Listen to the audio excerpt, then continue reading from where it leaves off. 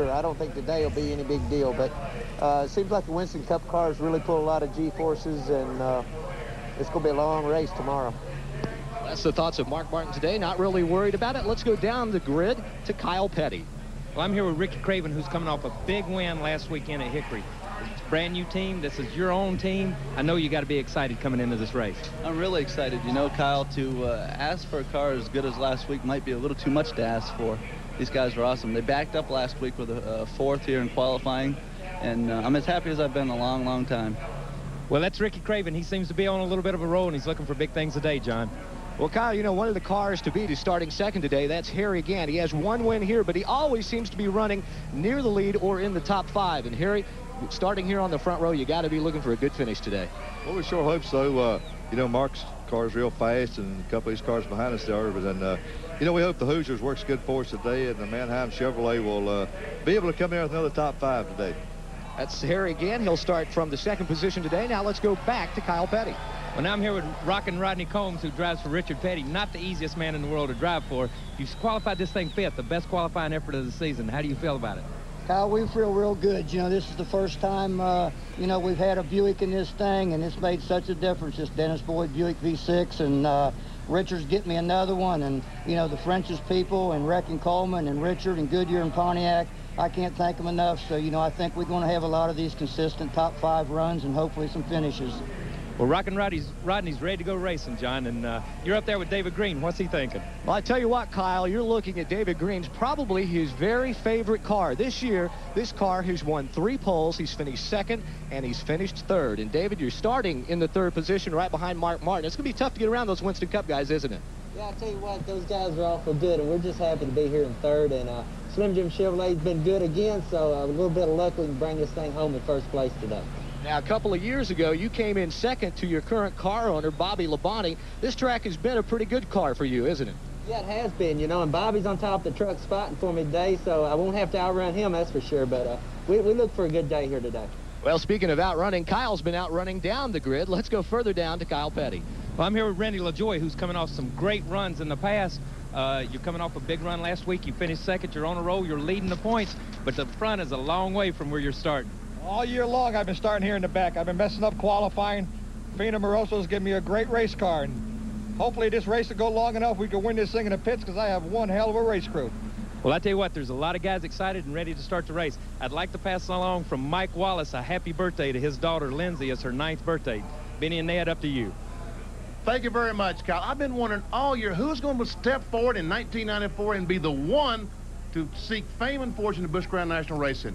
I thought last week at Hickory probably solved that question more than any before, because Ricky Craven won the race.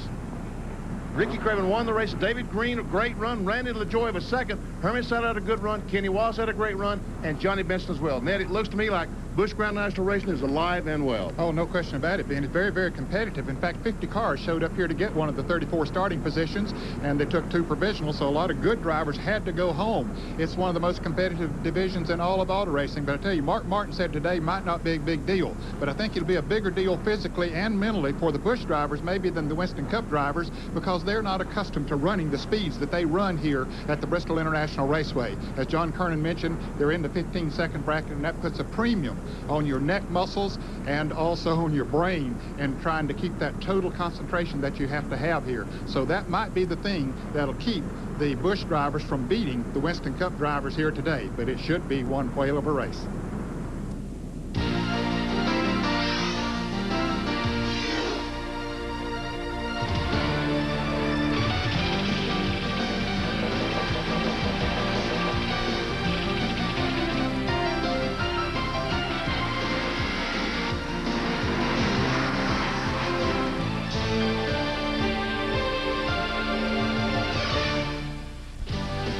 ESPN, the world's leader in motorsports coverage, is pleased to welcome you live to the beautiful Blue Ridge Mountains of eastern Tennessee, side of Bristol International Raceway, and scene of today's NASCAR Busch Grand National Series Goodys 250.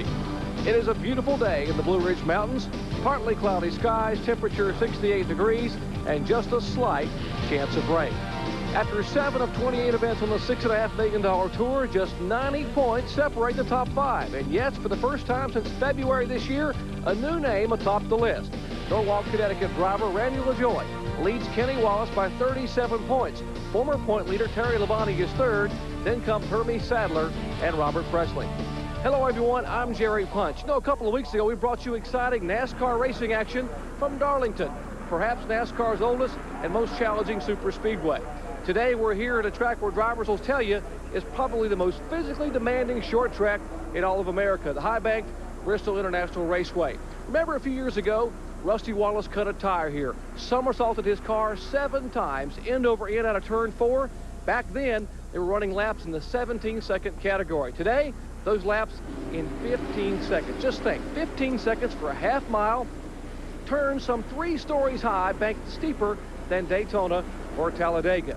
It's fast, it's tight, and oh yes, it can be treacherous. In fact, one driver said it's like flying jet fighters in a gymnasium. When we come back, we'll meet those fighter pilots in the form of our starting lineup to take a closer look at the racetrack that's caused this whole area to be nicknamed Thunder Valley. So stay with us.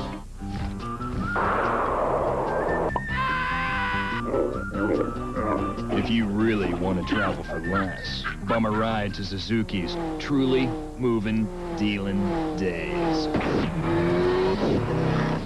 Where you can get a great new Suzuki motorcycle for 0 down or low down with low monthly payments. So get to your Suzuki dealer any way you can. Today's Speed World coverage being brought to you by Smooth Busch Beer and easy drinking Busch Light. Busch, the official beer of NASCAR. And by Quaker State, the intelligent oil for longer engine life. Take a look at our Suzuki starting lineup. 36 cars will start today. Mark Martin, brand new track record, starts inside of row 1. You've heard from him alongside veteran Winston Cup driver Harry Gant. Back in row 2, David Green. Never won here, but finished second back in '91. And Ricky Craven, last week's winner. Back to row 3, Rodney Combs driving for Richard Petty, his best qualifying ever in Busch Series competition. Last year's Rookie of the Year, Hermie Sadler. Back in row 4, Kenny Wallace. He should be strong here on the high banks. And Jim Bound, another West Coast driver, starting in 8th spot. As you look at the rest of our starting lineup, guys, some very, very good cars starting toward the back of the field. Well, as they mentioned, less than half a second separates first and last. So, yes, there are a lot of good cars back in the field. This is a tough track to pass on. Larry Pearson starting back there. He's been running awfully good this year. Robert Presley, of course, runs good on this track. And you just look almost any road that you look at, good drivers. And some good race cars went home. 10 race cars unable to qualify. Had to go home, and not race. And Morgan Shepherd, the winningest driver in Busch competition ever at this racetrack, has 4 wins. He is starting back in 31st position. In fact, Morgan Shepherd there starting inside of row 16 alongside of Dave Resendez. We're getting set for green flag racing action. 250 laps, $227,273 up for grabs. Glad to have you with us here at Thunder Valley, Bristol International Raceway.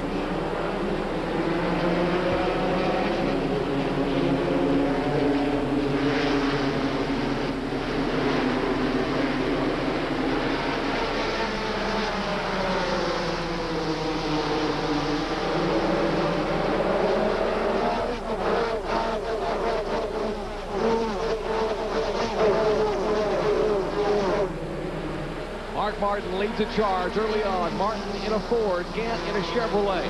There's Craven also in a Chevrolet, the car number 2. Those 3 cars have opened up about a 2-car length, 3-car lengths maybe over David Green. He's got himself in a good position there. No one close to him, front or rear. There he is. You can see him there sort of by himself. And Martin, whose car has been so dominant the last couple of years in NASCAR National Racing, Harry Gant not letting him get away. We got an in-car camera inside Mark Martin's Ford Thunderbird, the Winn-Dixie in-car. Take a look at what Mark sees in the rear-view mirror. That is Harry Gant, former winner here. In fact, Gant's last short track win came here in this spring race at Bristol 2 years ago, April of 1992.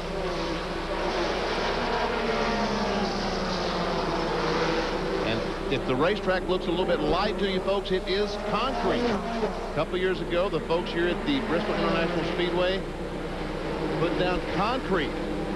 They kept having problems with the asphalt. They repaved it several times, and it just simply wouldn't hold together at the high speeds they run here. Here's a good battle. Robert Presley in the car number 99.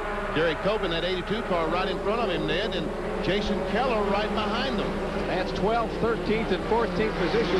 Derek Cope driving the Ron Zuccone, car number 82. That was scheduled to be driven by Mike Walls, who was injured earlier this week in a practice accident up here in Bristol, Tennessee. And that 17 car, that's 17 Jeff Green, not 57 Jason Keller. Pearson trying to get alongside Jeff Green, can't make the pass. The 17 car is owned by Michael Walton, the Winston Cup driver and a good friend of Jeff Green's. They grew up together in Owensboro, Kentucky, and Jeff went off to run short tracks at Nashville, Tennessee. He was a 1991 short track late model stock car champion up in Nashville. Here's a battle. Kevin LePage, the 71 car, and Dirk Stevens from out in the Northwest in the black 15, and Dirk's on the outside, and going backwards right now is Randy LaJoy pulls him onside. Yeah, you watch the train go by. He's up there and he can't find a place to get back in line, and the lower groove is the preferred one. Now he might can get back in there. Let's see if he does. Yes, he does, right in front of the car number 16. Chad Chaffin. Back up front, Ricky Craven now beginning to put a little pressure on Harry Gann as Mark Martin pulls away by about 3, making 4 car lengths. And Craven is hugging the rear of Gann Chevrolet, the Mannheim Auctions car.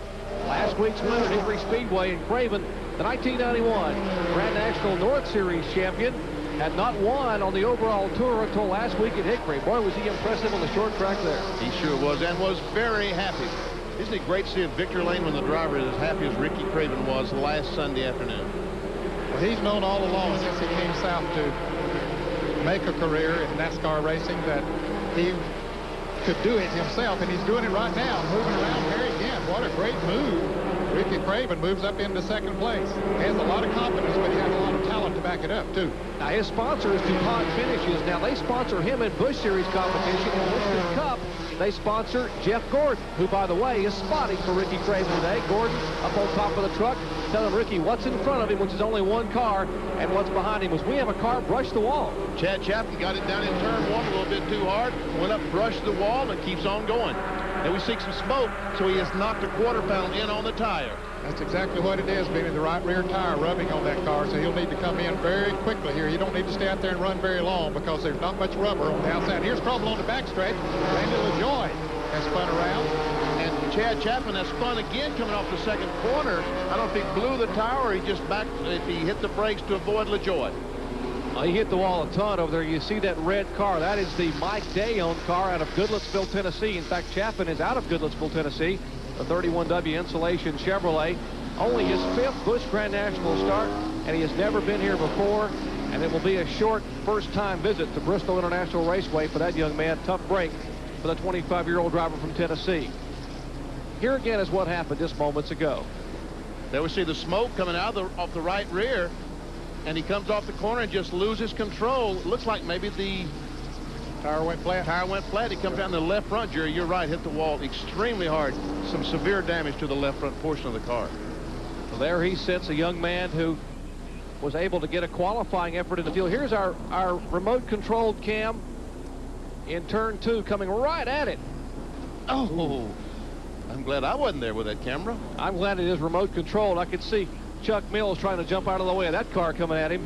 Some of our camera guys on the roof. Fortunately, that one is a remote-controlled, we call a RoboCam, as we're under caution here for the first time today at Bristol International Raceway. Top 10 in the early laps here. Martin, Craven, Harry Gann, David Green, and Rodney Combs. 6 through 10. After 17 laps, Sadler, Wallace, Jim Bound, Tommy Houston, and Jason Keller. Back with more short track racing action, NASCAR Busch Grand National style from Thunder Valley in Bristol, Tennessee. Shake it, no dandruff. You've got Selsun Power. Brush it, no flakes. You've got Selsun Power with Selsun Blue. Doctors recommend it #1 over all leading brands. Dandruff problem? No way. You've got Selsun Power. Ooh, the Clean Machine from Coleman PowerMate does such a great job cleaning cars and decks and grills, you may find yourself testing its power on all sorts of things. Ooh.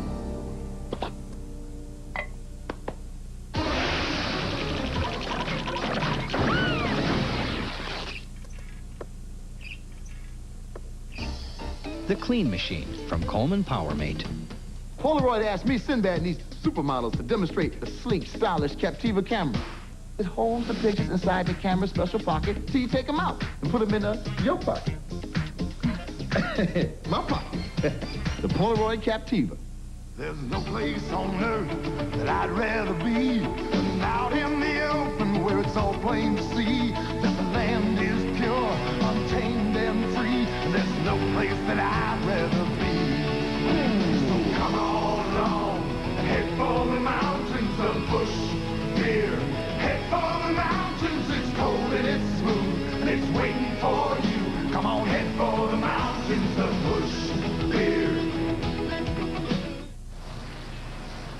We welcome you back to Bristol, Tennessee, here for the Goodys 250. We're under caution for the first time today. That's the reason right there. The young man from Goodlettsville, Tennessee, Chad Chapin, had some problems, and here's exactly what happened to him just moments ago. Well, he hit the wall a little bit earlier, Terry, and there was smoke coming from the tire, and evidently down, and boy, he came in hard against the wall. That's our robotic camera from Fletcher Industries. They're positioned out of turn 2, and there it is. Camera's operated remotely. Remote operated camera, and I'm glad we didn't have a cameraman there. You see the tire mark where that camera, where the car hit right by the camera. Remember a few years ago, that's where Michael Waltrip hit. Now watch the car number 20. There we see he's starting to spin, and who is that right behind? Is that 59? I don't know what car. There's 23 car is right behind. There's a car between the 20 and the 23 now. The 23 also has some damage. Chad Little has some damage to his car. As a matter of fact, he is behind the wall and with John Kernan. Benny, Chad's crew is working to replace the radiator. When he first came in, they thought they were getting off lucky with just the hood being pushed up. But now, Chad, they're having to go to work on the radiator, replace it. You're 10th in points. You guys need to get back out there. Yeah, just welcome to Bristol type of deal. You know, we try to be real patient today and have a good run, and just one of those, everyone slowed down, and I got in the, hit the guy in front of me square in the rear end and folded the hood up, and we've ended up putting a hole in the radiator, and so we'll just have to get it changed and go out there for the rest of the day and run for points for, of course, Harris Teeter and everybody, and just, it's Bristol, things happen so fast here, and just luckily the car's not hurt real bad. Thank you, Chad. That's what a lot of drivers, especially the young drivers, guys, have said their concern was here is fast 15.5-second laps in the race. Things happen so fast here that they have to look so far ahead. It's almost like playing one of those high-intensity video games. Indeed, John. Chad Little sitting down there. There's Carl Simmons holding the caution flag. Little's car, of course, owned by Mark Rippon and Greg Pollux. Remember the great run he had at Daytona to open the year on ESPN from 38 to 3rd in the Goodys 300. We're under caution for the first time of day. Tremendous crowd on hand here in Thunder Valley to enjoy NASCAR racing.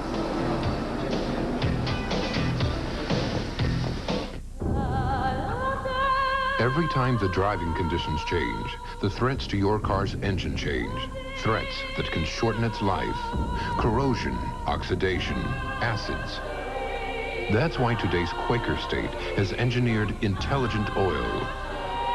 Oil that actually senses changes in the driving environment and adapts its own molecular structure instantly. So, if the temperature changes,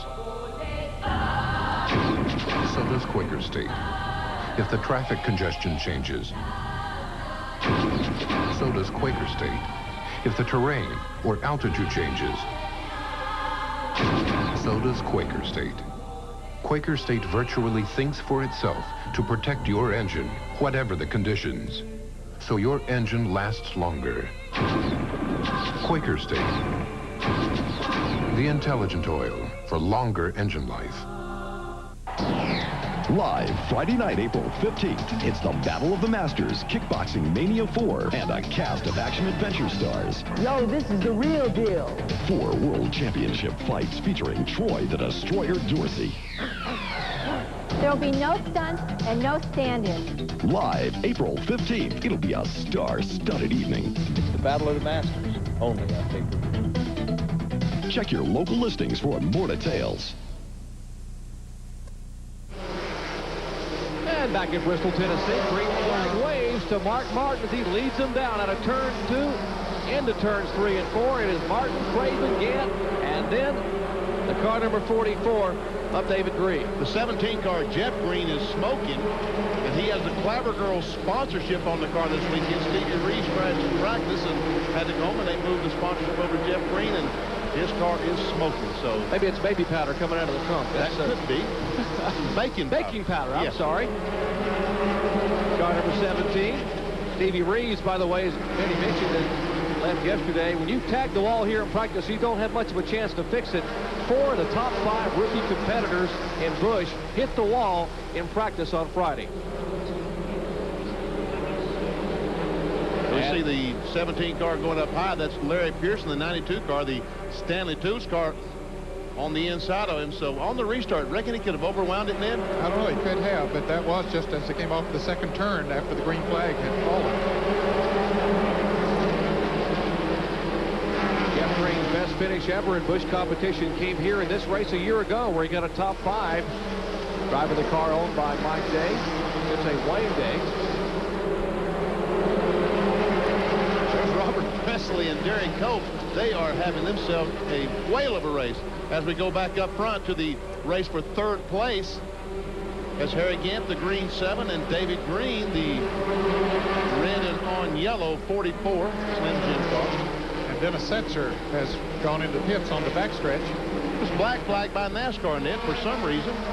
Might have been on the restart. There were a lot of cars that were juggling around up front there that could have been the reason for it. And he was one of those in a pack of cars. I said up front, it was back in the pack a little bit. Well, he's back on the racetrack, so you're probably 100% correct.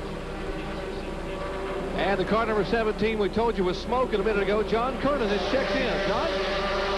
Jerry, I just talked to Ronnie Silver, who's acting as crew chief on Jeff Green's effort. He tells me it's no major problem. He believes that they just got the oil tank a little bit too filled. He said there's nothing really to worry about. Well, that was Jeff Green. They're talking about the car number 17, but David Green, his older brother, is right now locked in a pretty tight battle for 3rd spot. David Green driving the car number 44, owned by Bobby Labonte, owns this race team, the Slim Jim Chevrolet, and he's working over one of the best when it comes to the short track. Here again at 54 years of age in Manheim Auctions Chevrolet. And as we watch this, the 31 car, Tom Peck, has slowed. And say what, David Green giving hell he wants, Ned. Yes, he is. He's really making a good run at it. Gant mentioned he's on the Hoosier tires as we see the car number 31 of Tom Peck coming into the pits. Here's Robert Presley. Might be able to make the pass this time. He has that inside line on Derek Cope, and here comes Larry Pearson right with him. Boy, he was there to take advantage of it. Once Presley got on the inside, how many more might go by? That's 12th, 13th, and 14th. As the car number 99, Robert Presley takes the 12 spot away. Let's check in with Kyle Petty. Kyle? Well, I'm standing here in the 31 pit of Tom Peck. It looks like some oil lines may be loose on the oil tank. I saw they're really looking at the smoke's coming out from under the left front tire. And it looks like they're just tightening the lines, and they're going to try to get him back out here in the next few minutes. Tough break for Tom Peck. Brian Frazier, the crew, trying to get the channel lock car back on the racetrack. Great battle here. This is now for 13th, 14th, 15th, and 16th, as Robert Presley actually making 14th on back, as Presley has taken the 12th spot away. The 92 car, Larry Pearson, is 13th. Meanwhile, Jason Keller in the white 57 car, the Eastman Chemical car, got moved up to the outside net. He lost about 5 spots. Tell you, once you get up there and those cars running bumper to bumper down on the inside, there's not a great deal you can do about it. They're just going to drive right on by. You look for an opening and hope you can get in it. But Jason's having a little bit of a problem. He just slipped in turn 1 again, and he's losing more position. Here he is. Bobby Donner going by. There's Mike Wallace going by. And several other cars trying to make that pass. Dale Jarrett coming by there. So Jason saying, where is the end of this line? He had got back after that first group of cars went by, and he got back in line. Then he slipped just a little bit coming off of turn 2, and that's all it took for another group to go by. That's Mike Wallace in the car number 9, followed by Bobby Donner. And the 59 car, Dennis Setzer, is a lap down because of being black flag, having to make a pit stop as Dale Jarrett comes up, starts working on him. Kevin LePage, Lloyd Payne, Kevin LePage, the 71, the, what is that, green and blue, purple? Teddy bear blue. Teddy Bear Blue. Where is the leader? Where is Mark Martin? Is he still on the racetrack? There he comes. There comes the Winn-Dixie Ford Thunderbird. Same car used to win last time he was on ESPN a couple of weeks ago in Darlington, South Carolina. That was the shot he had all day at Darlington because he had a clean racetrack in front of him. Take a look at the interval here between Martin and Levante.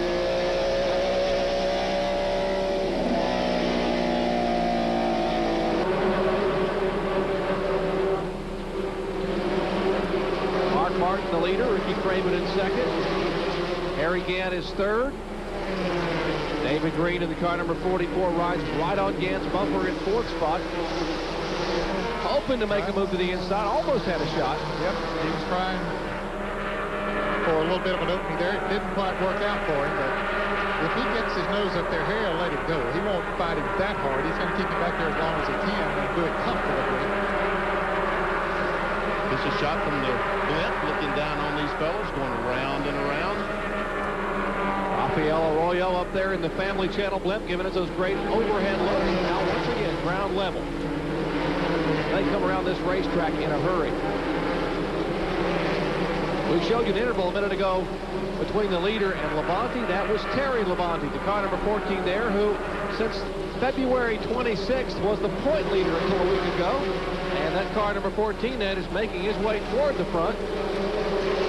Yeah, he's passed a couple of cars, Jerry. And David Green still working on Harry Gant up there. Trying his best to get by. We showed you an interval on Terry Levante just a moment ago, but he's going to have some problems now because he has run across some heavy traffic that he's got to get through. There's Rodney Combs, Hermes Sadler, Kenny Wallace, Chuck Mound, a lot of cars. So he's going to have some problems catching Mark Martin. Difficult racetrack. As fast as they're running it, it's difficult to pass you. Well, it still is basically a one-groove track. The inside groove is where they can run the fastest, and that's where everybody sticks. And then the more they run there, the more it becomes a one-groove track because they push a little bit of rubber and step up on the second groove, and it makes it even more difficult to pass. Kyle Petty? Yeah, it used to be that, you know, when this was an asphalt racetrack, the bottom groove really got worn out, and you had to move to the top groove. Now the concrete has changed all that. It's run on the bottom groove. The top groove never comes in. The Winston Cup guys hope and pray that these Busch guys will run and make it a two-groove racetrack, but it never happens until tomorrow afternoon at about 400 laps. So right now, this is a one-groove racetrack, and it'll still be a one-groove racetrack when it's over with at 250 laps. So, Kyle, how do you pass someone? How do you pass you? Well, I think Chad Little had the best idea when he run in the back of those guys over there. And that's about the only way I know at this point in time in the race to get around anybody. Nudge them a little bit, get into them a little bit, use that NASCAR bumper, ease them out of the way, and then drive under them.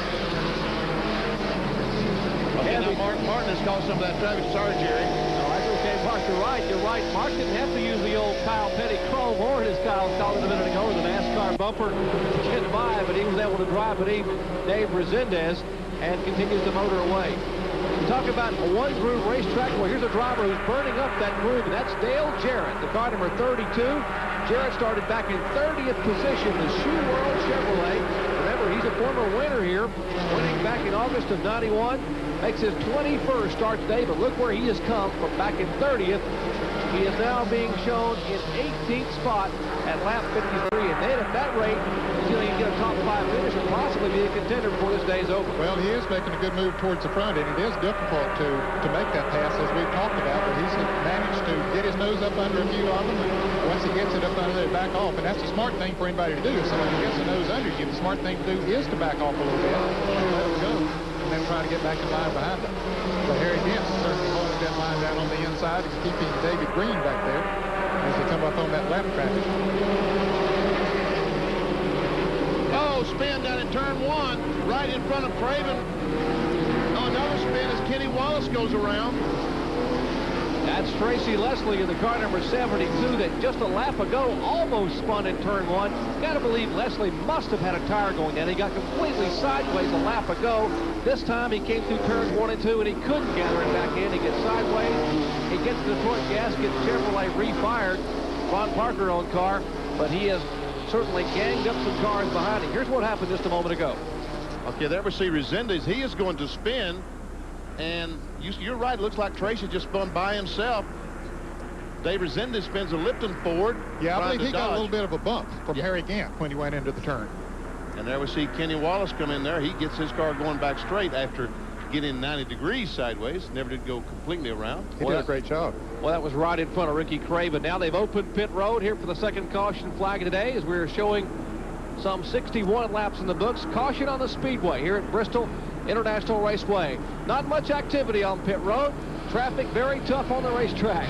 We'll be back with more from Thunder Valley after this. Stay with us.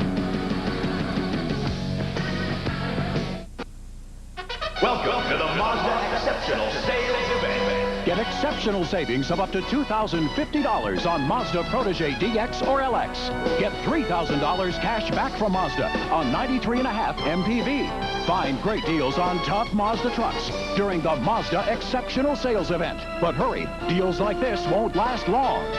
See your Mazda dealer today. At your local Mazda dealer now.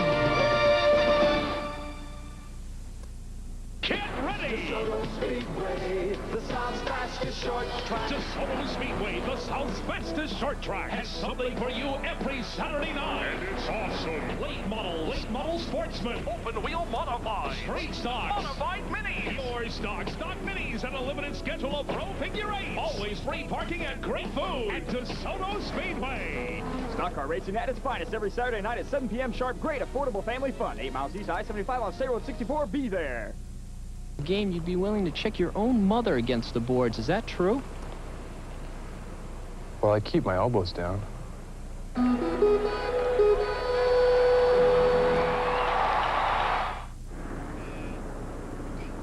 High atop Bristol International Raceway in Bristol, Tennessee. That beautiful shot courtesy of the Family Channel Airship. There's the Family Channel Airship today being piloted by Rafael Arroyo. High above the mountains here of eastern Tennessee. And here's what happened moments ago to bring out the second caution flag of the day. There we see Resendez, and you're right, Ned. Harry Gant does run in the back of him. Well, Resendez slowed down as it looked like was it Jason Keller went slowed down a little bit because the 72 car of Tracy Leslie up there had spun, and so Gant ran in on him and tapped him and sent him around. Did you see Ricky Craven get through that? I can't believe the car number 2 made it through. Here's another shot at it. And the 44 car, because Harry runs in the back of the 79, and luckily the 49 was able to avoid all this. And Craven did make a great move, Jerry, down to the inside, and very quick move to get around the Tracy Leslie car. Got through unscathed. Boy, after a win last week and a nice move like that, sometimes it pays to be a little bit lucky, I guess, out here in Bristol, Tennessee. But what a great effort by Craven and David Green and some of those guys to get back. And we're going to let you take a look and see if you can pick out your favorite driver as the field passes by, getting set to the green flag. Some of the lap cars pulling up to the outside. And there's a 63 car. That is Jim Bound. Now, someone told me a moment ago that I called him Chuck Bound. He used to drive that car, did Chuck Bound, but he's driving the 12 car. He's on the pole. Bobby Alston's on the pole for tomorrow's Winston Cup race. That's his brother, Jim Brown, in the 63. Bound in the 63. And they're both sons of Dick Bound. That's right. Who I used to race against. Great race driver. We're back to green flag in Bristol, Tennessee. Carl Simmons waves the green to Mark Martin, who has led every lap here after sitting on the pole. One car skitters high. That's Dirk Stevens, and they jam up behind Stevens off of 2 in a near collision. That involves Larry Pearson. Yes, here the body was right there. He goes down to the inside. He's in the 14 car, and here comes Tracy Leslie down on the inside. I guess he has some new tires in that car. Yes, he does. He stopped and changed tires. Well, we understand that they held him a lap in the pits also for going over the line when he made his pit stop. See, Terry Labonte in that 14 car, the MW win this car. He started, guys. He is really. Well, he started at 11th, and he's currently being shown in 8th place. But he's been racing awfully hard. Yes. Got caught back in some traffic and had to make his way back toward the front. Speaking of getting caught up on the outside, Jason Keller having his troubles. Yeah, Jason's been caught up there several times. Oh, and a spin coming off turn 4. 2-car spin. 3 cars. 3 cars. Roy Payne, Shauna Robinson, and Tom Peck in the channel lock car, and they're 2 wide coming by, and Dennis Setzer just misses Roy Payne. And those 2 cars, you see now, Tom Peck has it in reverse, trying to back away, but Tom, there's a car behind you. Shauna's back there. She's trying to get her car going now. Dennis Setzer was trying to get his lap back. He lost a lap when he was penalized earlier by having to go into the pits. We think it was because he jumped the flag on the last restart. Shauna Robinson had been in the garage area. You can see a left front tire flat on Roy Payne's car, but she had been in the garage area and came back out just a couple of laps ago. It's some pretty heavy damage to that channel lock car, 31 Tom Peck. Boy, serious damage to Tom Peck's car. What a tough break. The car is owned by Wayne Grissom.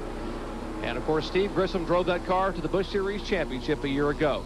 Yes, we're under caution for the third time today, and we have just 70 laps complete here at Bristol International Raceway. We'll be back with more Busch NASCAR action after this.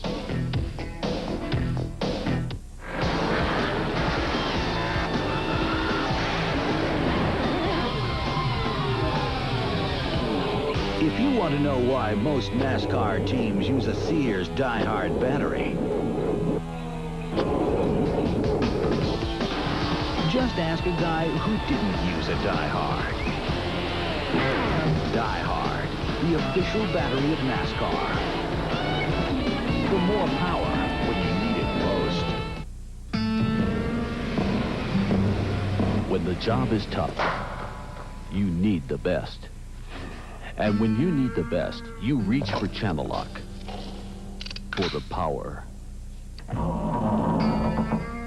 The precision. For just plain counting on, there's only one. Channel Lock. Be sure you're getting genuine Channel Lock tools. Look for this trademark.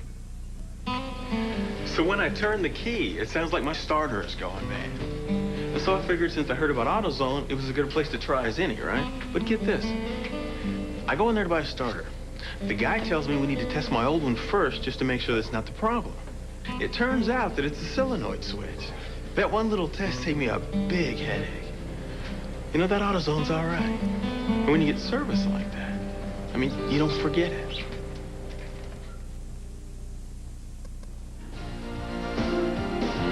Our Speed World Track Packs are brought to you by Quaker State, the intelligent oil for longer engine life.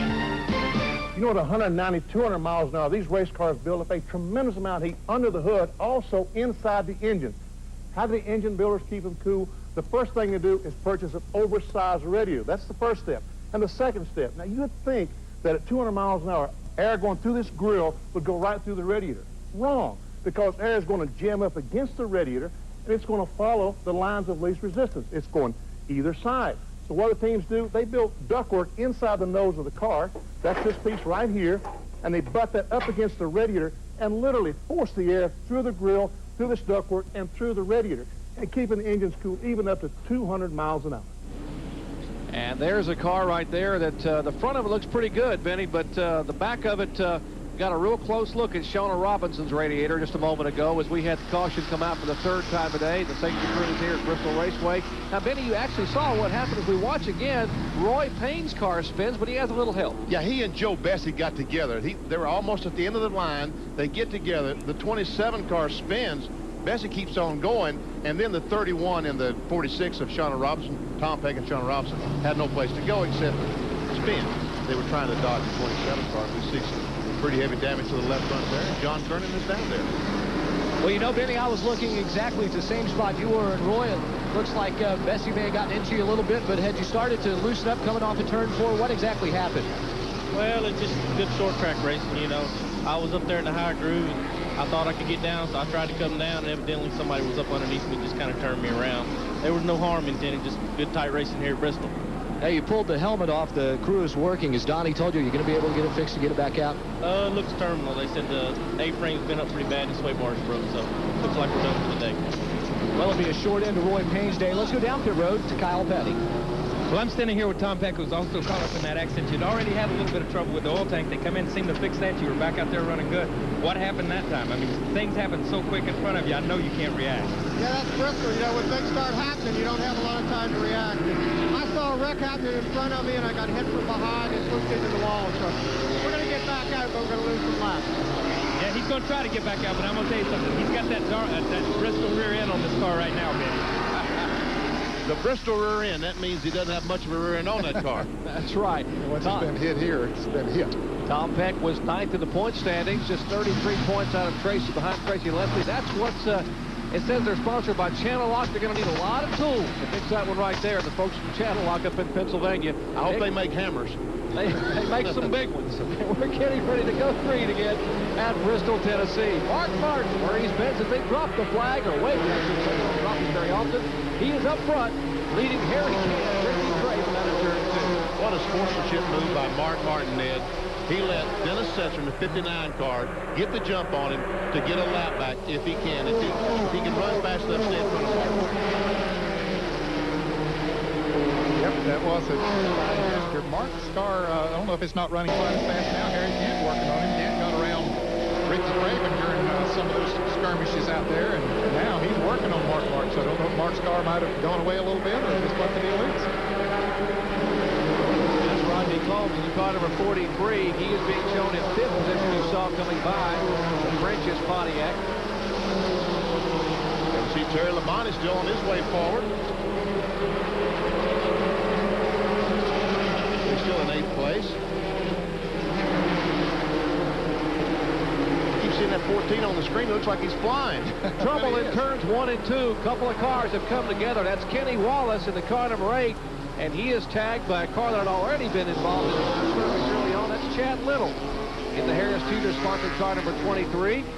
And the brake Dennis Setzer needed. He got out in front of Mark Martin. Now he's back in the lead lap. You know, last week at Hickory Speedway, you look at Chad Little's car, Dennis Setzer was involved in an early caution flag, not of his own doing. Took the whole front of the car off. They fixed the car, took the sheet metal off, and he was the fastest car on the racetrack for the remainder of the day, even faster than the guys who won the race, but you won't know it by looking at the rundown. He lost so many laps in the pits. That's right. He has a good fast race car here today, too, so now I'm sure that he and the crew are happy to get him back in the lead lap. And, folks, this is a very quick caution flag because Carl Simmons was giving them the signal 1 lap to go, but now there's a wrecker on the racetrack. I guess we're going to go green next time as we watch the replay and try to figure out what happened. Oh, there we see. That's Ronald Cooper tagged the left rear of the 8th car. That's Ronald Cooper, the black and yellow 56. Tags Kenny Wallace, and around he goes, and he's in the pits with Kyle Petty. Yeah, Kenny just come in. This is the second time Kenny's been in. He was involved in an accident, not the one before this, but one of the accidents earlier. They changed all 4 tires then. You're only allowed to change 1 tire per position under caution. This is the second time. I have to be honest with you, I don't know what the rules are on this, but I know there's a penalty on this thing. They've had some trouble with the left front. They can't get it off. He got caught in the pits right here. So that he didn't get lapped in either one of the accidents. He's lapped now. Now he's backing back down pit road. I don't know what he's going to do. Benny, I can't tell. I don't either. He's backing. Hey, Kyle, he's coming back to you. The officials tell him to back up. He's coming back in.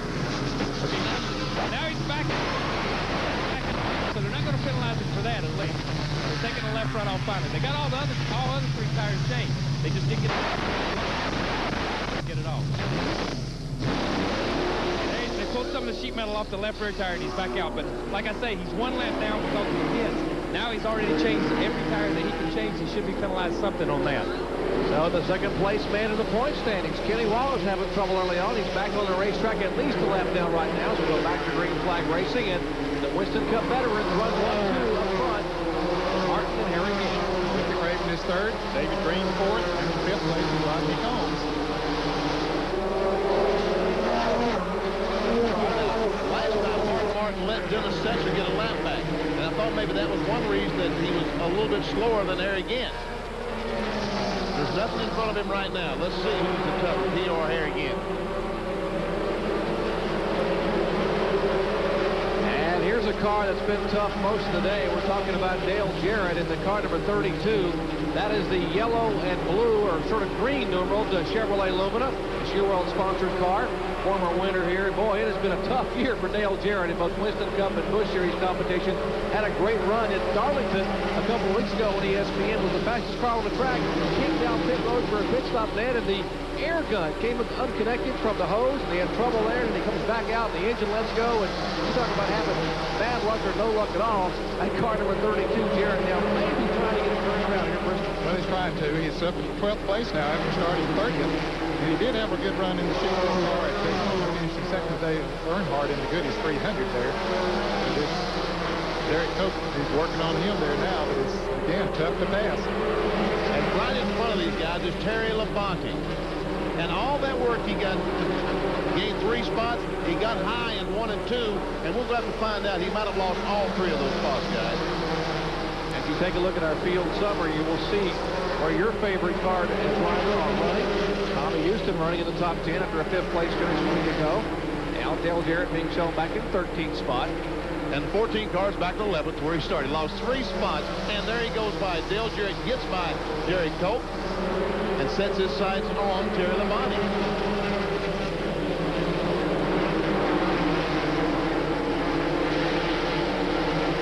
Labonte in the white car with red numerals, MW windows. And look how Dale Jarrett closes up, and something is wrong with Labonte. Yeah, he just slowed all of a sudden coming up there. It's part of the reason Dale Jarrett closed up that fast is something went wrong with Labonte's car. He's headed to pits. Bob Labonte, who was his father and crew chief there, are waiting for the car. And now Terry comes back up to speed a little bit. He tries to come back to speed. Now he brings it back down off the banking and will be headed for the pits here on the front straightaway. Yes, he is coming in the pits. He's finally made it towards the pits, and hey, there's no panic down there, so this thing is, whatever the problem is, it's terminal. I think they broke a shock. They broke a shock, Kyle? Yeah, it looks like they broke a left rear shock. The fender, if you look at the fender rolls all up in here, so the car's really bottomed out hard on the tires. Terry's taking his helmet off, so I think at least Terry thinks it's done for the day. What a tough break for Terry Labonte, the only 2-time winner here this season in NASCAR Busch Series competition. Labonte having won twice this year, winning at Martinsville, and of course winning early in the year at Rockingham. As we have trouble again on the front straightaway, Dave Resendez, the Lipton T Ford, spins and backs away. He is down out of harm's way. But yes, once again, Carl Simmons, as the Joey Chitwood maneuver being used by Dave Resendez to bring the car about face in a hurry. And look there on the 79 on the roof of the car. He has the Daytona panels in there. And at Bristol, Ned, they popped up when he turned around. At the speed you run here, I guess they would. I hadn't thought about that as being a help on a half-a-mile track, but very interesting. What about that? For speed, we told you how tough it is. A half-mile racetrack with a super speedway wing on it to keep the car on the ground. What a great example of how those things work. Under caution for the 4th time today, Dave Resendez spinning the car number 79, the Lipton T Ford. Back with more from Bristol, Tennessee after this.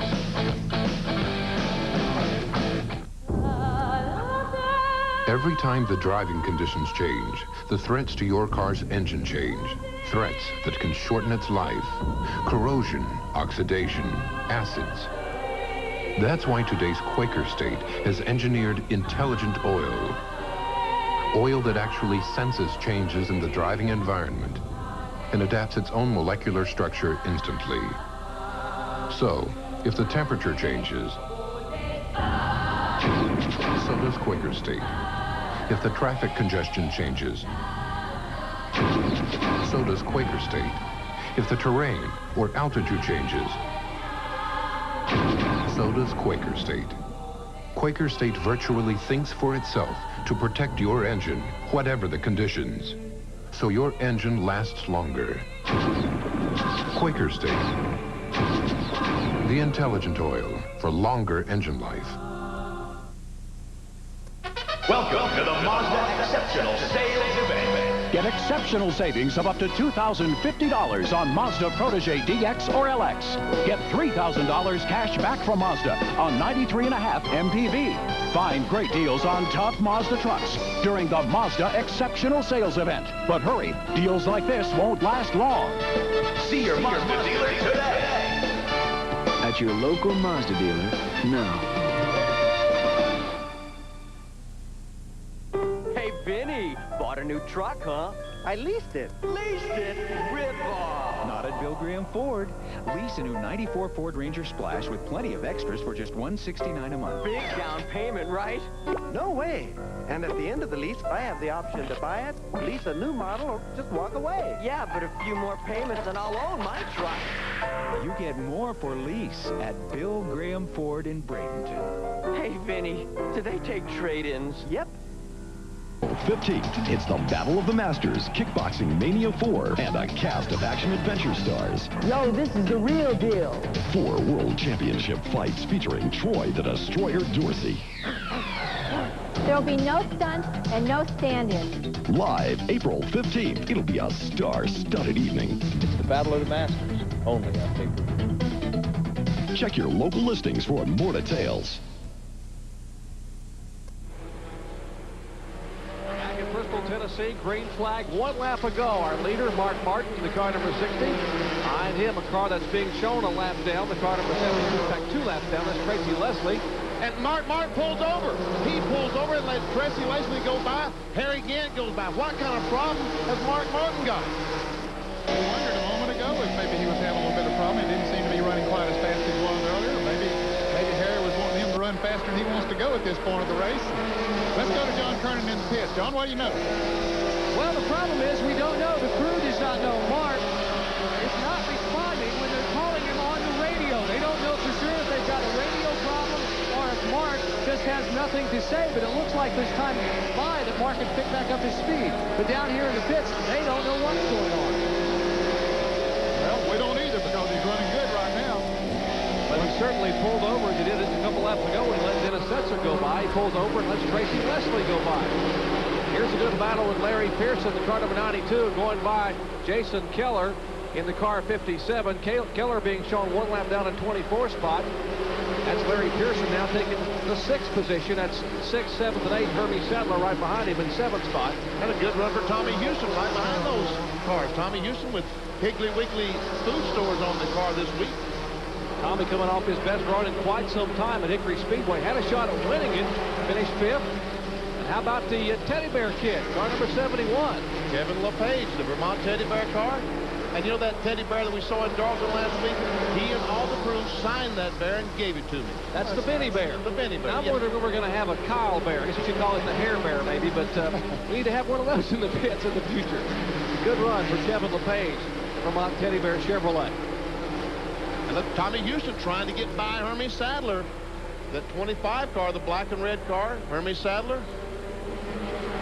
And here is Mark Martin. Remember, folks, the last time you saw him, he had moved over and let the 7th car, Harry Gant, go by. Now he's closed up on the back bumper there. They're not waiting. He's back working on it a little bit. Meanwhile, as we go on, we see Joe Bessie going down pit road.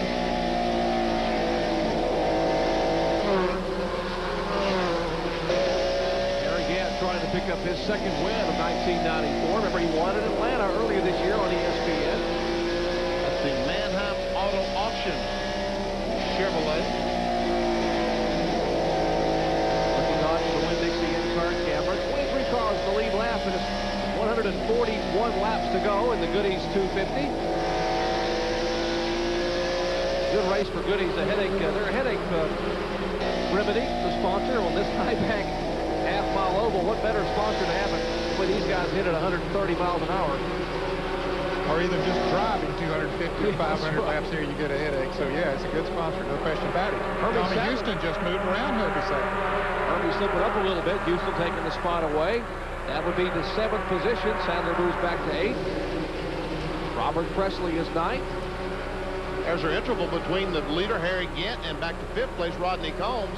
Rodney just a 2.5 seconds behind our leader. Well, now Larry Pearson has passed Rodney Combs now, has taken over the 5th position. Tommy Houston working on Rodney Combs right now. Martin trying to go high. Looked like Gant may have got off the throttle a little bit in the corner. The car got a little bit loose, and Martin went to the outside to keep him tagging. Now, a moment ago, had the 5th caution flag. Now, look at the back of this car, number 79, Resendez. And the car gets backwards, coming toward you. Once it gets light, the car starts to get off the ground almost, with the wind coming across the back of the car. And as Benny Parsons said, those flaps came up and the car settled down and stayed right on the ground. And Ricky Craven has a problem. The DuPont car is off the pace. He's got cars jammed up behind him. Kyle Petty, what's the problem with Ricky Craven? But the last time by, you can see him come down the front stretch and go in the first corner. He's got a left rear tire that is flat. It's almost down on the rim. These guys are calling to him, trying to get him in here. They're trying to get a caution. They're hoping that they could maybe get a caution in a lap or two. They're going to leave him out there as long as they can until it absolutely goes, but I think he'll be in the next lap or so, Benny. Yeah, he might be in the caution here in a little bit if he isn't careful.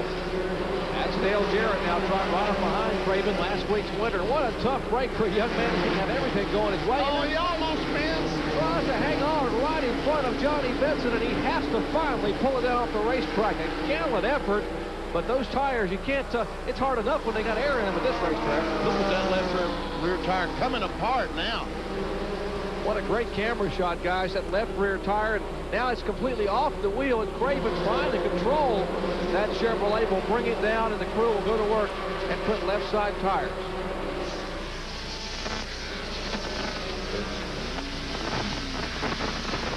Oh, back for the lead. Mark Martin's taking in the lead again from Harry Gant. And here's another good battle, guys. Kevin LePage has been trying to pass Robert Presley on the outside. They've banged together several times. He almost had him passed one time. I don't think Robert knew he was out there. And so they have really been going at it here. That is 8th, 9th, and 10th. That's Dale Jarrett in 10th spot. He's the yellow car, number 32. The 99 is in 8th position, Presley. And what a good job by LePage in Bristol, Tennessee. He's on the outside. He's on the this time. You fellow, man, what a pass, man. He's been trying him for 4 or 5 laps, and Presley kept closing the doors on him, and by golly, he made the pass. That was impressive. Look at Teddy Bear on the hood, close his eyes for that one, because that had to be scary up on the outside. Well, here he goes. He's going to try Rodney Combs out there. He said, that worked. Why can't I try that again? Look at it. Going right up on the outside of Rodney Combs now. Kevin's son, I got to go talk to that boy. You ain't supposed to be doing. Oh, and Rodney almost spun. Must have been some contact. Kevin LePage, who ran the American-Canadian Tour for 14 years. What a gallant effort at Combs' car. You see the car getting a little bit out of shape there. He's backed off now somewhat. And Rodney Combs has moved up on Robert Presley has moved up the racetrack a little bit then. He was so impressed by that pass that LePage made on him. He's trying that groove. He's moved up a little bit. He has moved up there, Howard. Don't know if it'll work for him, but it certainly worked for Kevin LePage to move up there and make the pass, and Kevin is driven away from him. He's in 7th spot. The 71 car in 7th. The white car in the middle of your screen is 8th, and Dale Jarrett is 9th. Back up front, our lead cars, that is Mark Martin. In the car number 60, the Winn-Dixie Ford Thunderbird. And there's a look at the young man in the car hanging on. Let's check in with John Kernan. Well, Jerry, we talked earlier about a potential radio problem that Mark was not responding to the crew, in particular after he slowed down. And here again, Tracy Leslie get around it. Well, they have been trying to talk to him for most of the race. So what are we, 126 laps halfway through this race? Finally, Mark answers him. You know what he said? Hey, guys, take a round of wedge out in the next pit stop. I guess he just had nothing to say, right? I mean, if you're busy, you're busy. Well, you run out front the way he had been. Everything did seem to be going fine, so it didn't seem to be having a problem. Just past the halfway point here in Bristol, Tennessee, the Goodys 250 NASCAR Busch Grand National Series racing action. Mark Martin, our leader. Harry Gant in 2nd.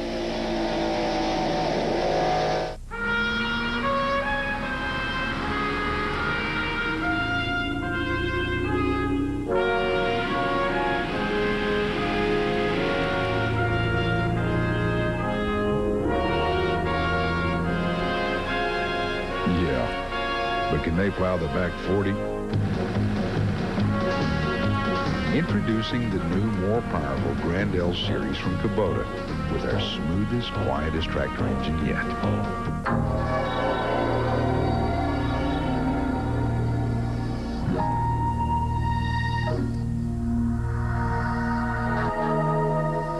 You can compare the new Suzuki RF to a lot of things.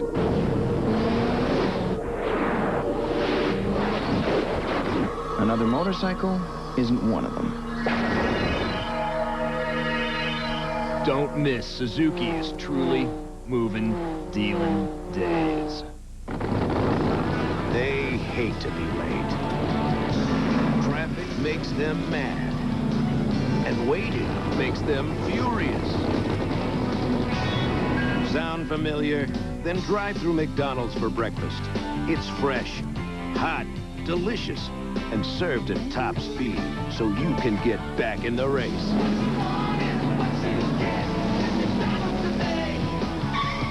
Mess with me. Bill, it's been said that during a game you'd be willing to check your own mother against the boards. Is that true? Well, I keep my elbows down.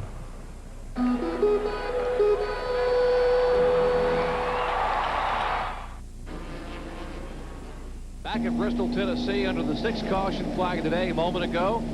Car number 74, the Staff America car. Bobby Benson Jr. spun. Johnny Benson Jr. And just before that, the car number 08, Bobby Donner, was smoking and came down the backstretch pits. A lot of smoke peeling from the right front hub area of that car. It looked like either a brake caliper or a hub on the car, one or the other. And also Ronald Cooper was involved in an accident with the 74 car. We see the back of the Johnny Carton car. He backed in the fence. I think maybe that Johnny Benson was trying to dodge Cooper is why he ran in the wall. There's pretty heavy damage to the back of that car. That's Ronald Cooper's car. Now, during this caution flag, finally, everyone got a chance to come down pit road and take some tires. See, Randy LaJoy is the first car. Hermes Sadler's the second car we see in the picture. There's 44, David Green, and Mark Martin. His Winn-Dixie Ford is the first car to move. Is that Derek Cope coming behind him? Sure looks like it. Good pit work for Mark Martin's crew. Now, Harry Gant, the green car far up pit road, almost gets lapped. He's still in the pits. That's the green car. Look to the left of the screen. There comes the pace car down, and Gant is going to have to hurry. They took a rubber out of the Gant car to try to adjust the handling, but he did not lose a lap, but came very close to losing a lap. There's the car that calls the caution, Johnny Benson Jr., and the driver is standing by with John Kernan. Well, Johnny, you're okay. You walked away from the car, but what exactly happened out there? Well, I'm not sure. A couple cars got slowed up, and when I went to get slowed up, I tried to miss the car, and I got up in the marbles and straight to the wall. Not a whole lot I can do about it, but, you know, we had a rough weekend for the Staff America Chevrolet, and I thought we were going to be okay today and, you know, maybe get a top 10, but it doesn't look that way now. Yeah, I guess the next 2 weeks off that you guys are going to have, the guys back at the shop, Steve Bird and the crew, are going to have some work to do, huh? Yeah, we got a little bit of work, you know. It's one of them situations, you know. I guess you're welcome to Bristol for me, but, you know, it's a good facility down here, and, you know, we really started off good, and then things went really bad, and then, like I say, we were doing pretty good in the staff car. That's what happens. Well, that's Johnny Benson Jr., Jerry. Hey, John Kernan. Yeah. He kept talking about we've got a lot of work to do. Is he going to work on it? Okay, Benny wants to know, you said we got a lot of work to do back at the shop. Are you going to help him out in the shop? Well, actually, I'm going out to Denver, Colorado for the ASA show out there. Yeah, so right. We're still going to be doing some racing. So they got a lot of work to do. Exactly. Hey, at least he is going to be working. He's going to be racing ASA. Our die-hard driver profile, 30-year-old Johnny Benson, 1993 ASA champion, his 12th career Busch Grand National race, coming off his career best of 4th last week at Hickory. Currently 11th in Busch Grand National points. That will drop because of his DNF today here at Bristol, Tennessee. Impressive young man, driving Bill Bumgardner's Staff America Chevrolet and running for Rookie of the Year. How about Mark Martin? What's his status? Let's check in with John Kernan. Well, Jerry, there wasn't really a radio problem, but then again, there was. Mark had apparently knocked the earplugs out of his helmet, so when he slowed down, apparently he was plugging them back in. Go figure. Well, they got him plugged in, and Tommy Houston will lead his first lap of the season in the Piggly Wiggly Ford Thunderbird. Veteran driver from Hickory, North Carolina. I don't know how many tires he might have changed, or if he changed any tires, Jerry. I didn't watch his pit stop, but he got back up there. Now, William Shepard made a pit stop for the last one. He could go the rest of the way, so he's up there in second place right now. Hadn't seen Morgan today in the Tier 1 Ford. He's been back there in the back most of the time, but that pit strategy has got him up near the front. Back last August, Tommy Houston started 17th, got a top 10 finish here. He ended up finishing in 8th position. We told you he had a great run on Hickory a week ago. Starting his 364th Busch Grand National event. He missed too early in the year because of lack of sponsorship in Richmond and Atlanta.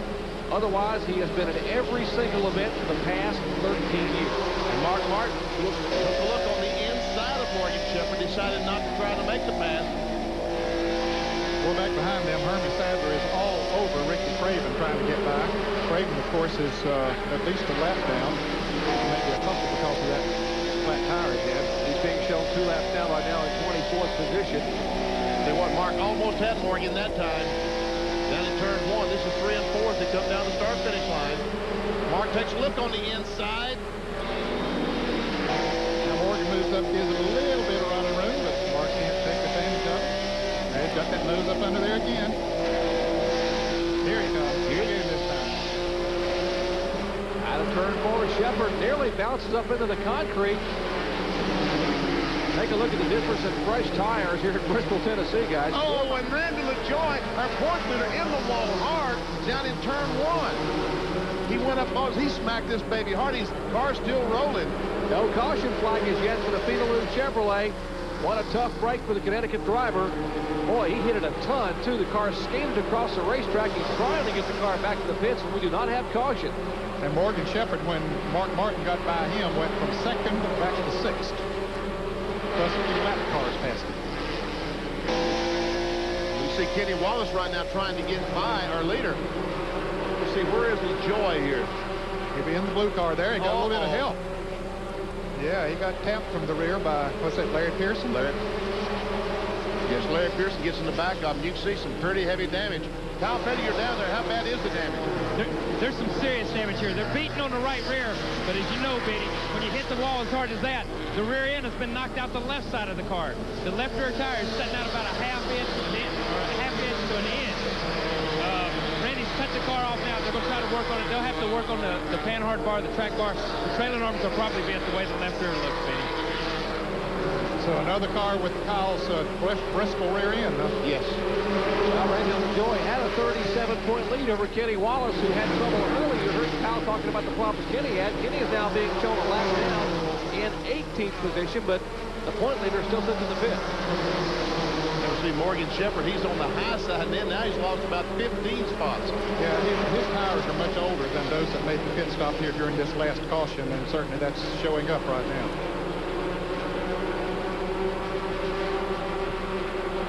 After watch these guys go through 3 and 4, that's Tom Peck, not only able to the racetrack, he's back out after a lot of repairs to his wrecked race car. Tommy Houston doing a good job of staying out front there. Mark Martin maybe closing in on him a little bit.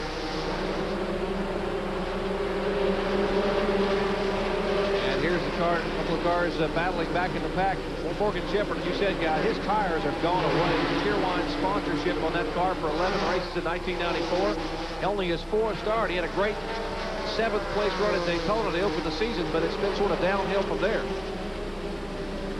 100 laps remain here in the Goodys 250. There's Kevin LePage again. He goes by Derek Cope. That's the, what's his name, Ron Zook that owns that car? Ron Zook bought the equipment from the late Davey Allison. That 82 car that Derek Cope is driving, that's the Zook car. And Kevin LePage did make a pit stop. It was a little bit slow. That's why he's so far back. And wow, he goes right by the 57, just turns the car left. And he's also got Larry Pearson, the standing 2 car, right behind him. As he closes up on that 10-feeder with a 55 right in front of him. This LePage goes. Right here's a group of cars that are battling awfully hard. They almost got stacked up coming off the turn 2 over there the last time around. We'll take a look at it as they came off of that turn. Here they are going into the turn, and there you see Hermie Sadler. And we got a crash for sure. Kevin LePage, oh, tough luck. We're just talking about how great he was going. And now he's back there, believe me, folks, down on the inside, on the other side of Mark Martin's tow rig or his hauler. Boy, he was coming, though, in a hurry. The young man, 32 years of age, from Shelburne, Vermont. There he goes. He's back moving down the back straightaway. And he's got one of those Bristol rear ends that Kyle Petty keeps talking about. We see where it's knocked down. And he will be making an entry back on the pit road. And once again, for the 7th time today, we have a caution flag at Bristol, Tennessee. Here again's what happened.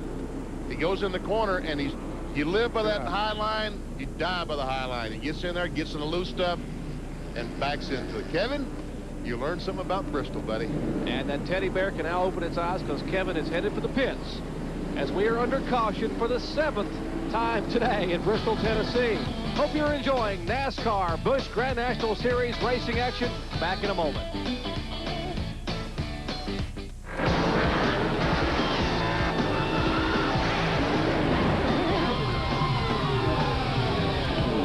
If you want to know why most NASCAR teams use a Sears Die-Hard battery, just ask a guy who didn't use a Die-Hard. Die-Hard, the official battery of NASCAR. For more power when you need it most.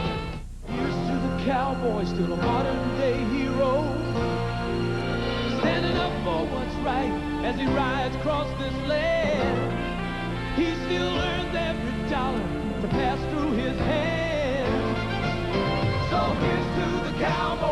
heads for the mountains. No place he'd rather be than right here.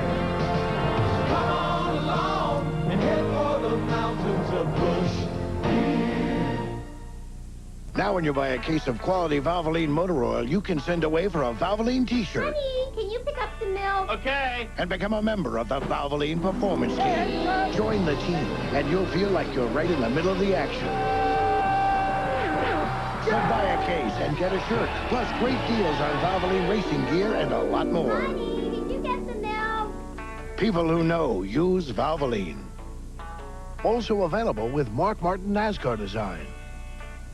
This is the perfect time to try my new Polaroid Captiva. Hey, where's the picture? There's no picture? How can that be a Polaroid camera if there's no picture? The Polaroid Captiva. The pictures stay in till you take them out. Maybe if you shake it. Yeah, shake the camera. Until now, only one species commanded the water with such speed, agility, and style.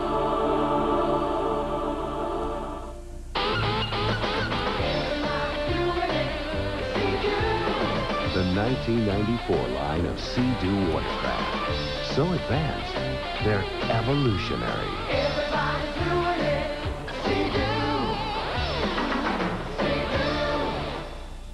Shake it, no dandruff. You've got Selsun Power. Brush it, no flakes. You've got Selsun Power with Selsun Blue. Doctors recommend it #1 over all leading brands. Dandruff problem? No way. You've got Selsun Power. Lots of racing action coming your way tomorrow from right here at Bristol International Raceway in Bristol, Tennessee.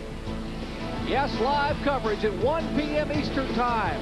ESPN Speed World, the Food City 500. Coming up following that, our NASCAR Shop Talk featuring Ernie Irvan. That's at 4:30 p.m. Eastern Time. Green flag, Jerry. And Tommy Houston gets a great jump on Mark Martin, gets Kenny Wallace between the two cars. They did get a good jump there, and that's a good cushion to have in there. Kenny Wallace has been running good. He's a lap down, but was hoping to jump Tommy Houston and get back in the lead lap, but not this time. You know, it's incredible, Tommy Houston. We found out during the break that Tommy had not pitted yet, and the car is still running as well as it is here at 160 laps. I'm impressed. Really, those tires have held up well for him, but he's going to have to make a pit stop. He'll have to have some fuel whether he needs tires or not. And Tommy is pulled away from the lap car of Kenny Wallace. Mark Martin trying to get by Wallace, and now makes it on the inside down in turn 1. Opens the door, kicks it open, and takes a shot. Now David Green will try to get by. Yeah, the train's going to go by. Kenny Wallace is up there in that second groove right now, and he's not going to be able to get back down there very easy because everybody's running bumper to bumper behind him. And we told you that Kevin LePage was having a great run a minute ago into car number 71. His run is over, but what a day he has had at Bristol. Right, John Kernan? Jerry, you're exactly right. Kevin, after a very impressive run, you were making some great passes out there. Then what happened? Well, John, you know, the Vermont Teddy Bear Chevy Lumina was running really good. We qualified 19th. We were working our way up to the front. We got up to like 6th or 7th. We came in and changed tires, and we were working our way up through. And, you know, in the meeting today, they asked us to move up if we were slow, and I was trying to go to the outside and got in a little too deep for the one turn, brought it around, and it's too bad, you know, we've been struggling all year to make these races, and you know, we had a good run going for the Vermont Teddy Bear car, but we'll get them at Rougemont. You know, this is a team coming. You know, it looked like you were running pretty well up in that high line. Is that what finally happened? Yeah, you know, the car was working real good on the bottom, and we're coming up on Robert Presley there before the pit stop, and you know, I couldn't get by him on the inside, so I said, well, let's try the outside. And the car really worked good on the outside. You know, I was just taking my time, went in there, and got into the loose stuff the way it went. But, you know, we're a rookie team. We make rookie mistakes. And we learn from it, so we'll be back at Rougemont. Kevin LePage, after a very impressive run early in the race, guys, he's back here fixing, they're working on the car. Morgan Shepherd had just pulled behind the wall, driven right by me. Yeah, the Chairwine Ford Thunderbird calling it a day for Morgan Shepherd and that car. But meanwhile, back up front, Ned, we got a new leader. Yeah, Mark Martin has taken the lead from Tommy Houston. Houston hangs on to second place. And third is David Green. Ernie Sadler is fourth. And Jerry fifth. We may mentioned Tommy Houston has not pitted. He was one of the 10 cars that started in the 36-car field on Hoosier tires. He and Harry Gant among the cars running up front with the Hoosiers on. The remainder of the field, 26 in back of the cars on Goodyears. There's Mark Martin. He is on the Goodyear Eagles, and he is leading right now with 81 laps to go here in Bristol, Tennessee. Here we see the 72 car, Tracy Leslie, is closed up on the back of Tommy Houston. And there we see Dennis Setzer in the black and gold 59. That's 2 car on Ricky Craven. What a job he has done, Benny Parsons. Dennis Setzer, we're talking about the Alliance Training Center Chevrolet, the Daniel Welch-owned car. Started 25th. He lost a lap early on, being involved in an incident. Made the lap up, and now in lap 168 is being shown in 7th position. It's been very impressive. And as you said, at Hickory last week, had a great run going. Here's Ricky Craven, who is a couple of laps down, trying to move around Robert Presley. Presley is running in the 6th position right now. Ready to make good on the inside, can't make the pass. And there we see Jeff Green, the 17 car, Clapper Girl Bacon Powder.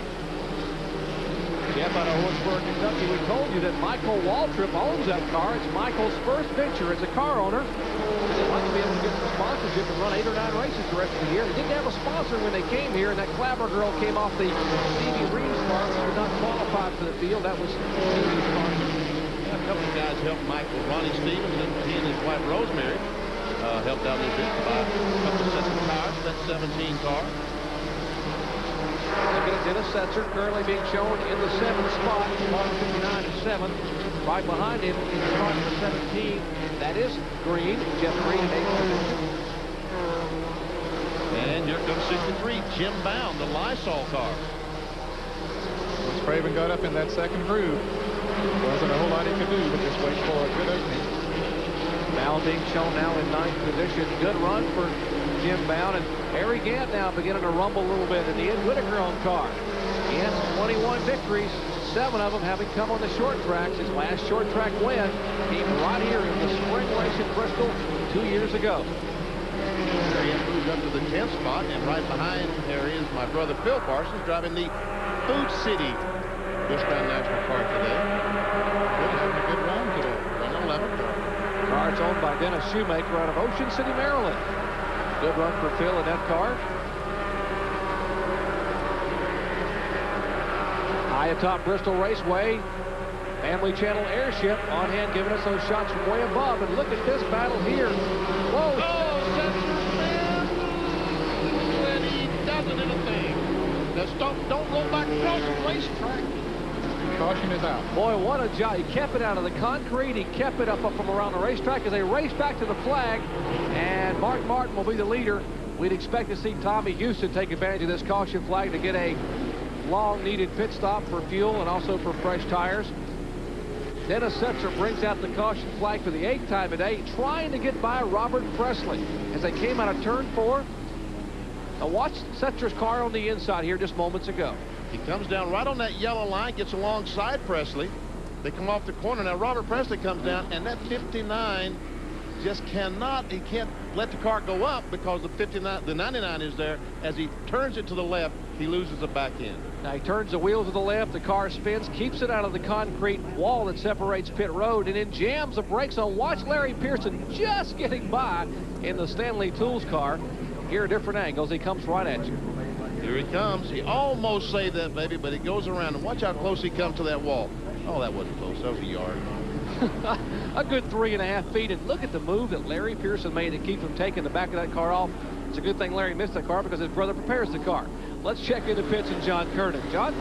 Well, what a break for Tommy Houston, man. They had told me earlier Scott Houston is changing the right front tire right now, who acts as the crew chief, also Tommy's son. Said they could almost make it to the end on gas, but tires were going to give up pretty much in the next 15-20 laps. So this caution comes at a very opportune time for them. This is left side tires now going on. They will have tires about 55, 57 laps fresher than everyone else. And what a story it would be as they make a chassis adjustment on the left rear if Tommy Houston, after missing races for the first time earlier this year, would come back to win this race. Tommy Houston pulls down pit road. Mark Martin is your leader.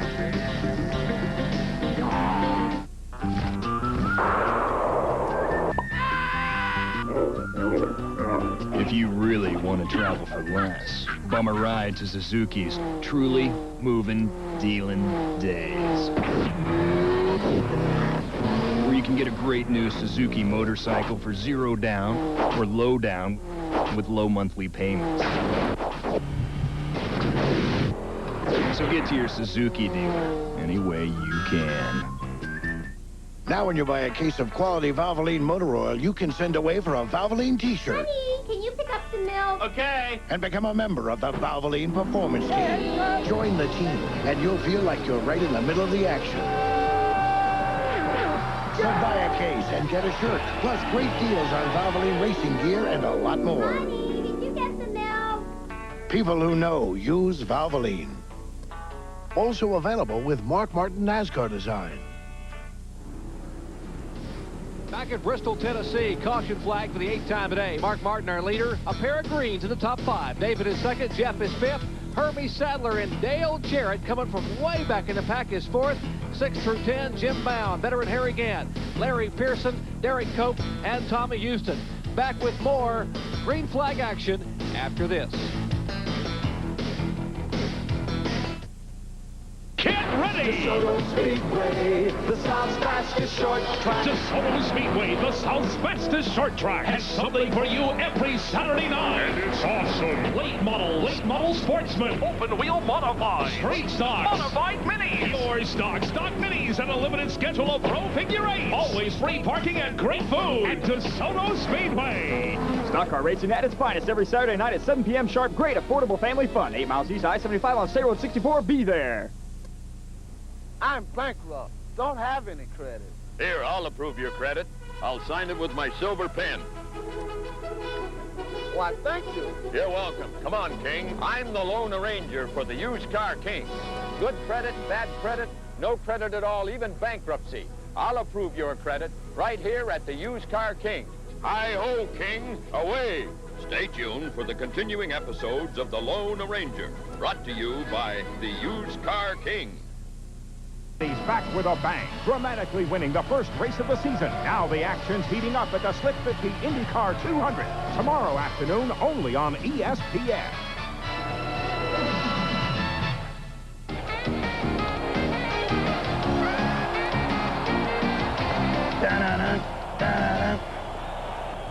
New times for SportsCenter, 6:30 and 11 p.m. starting Monday.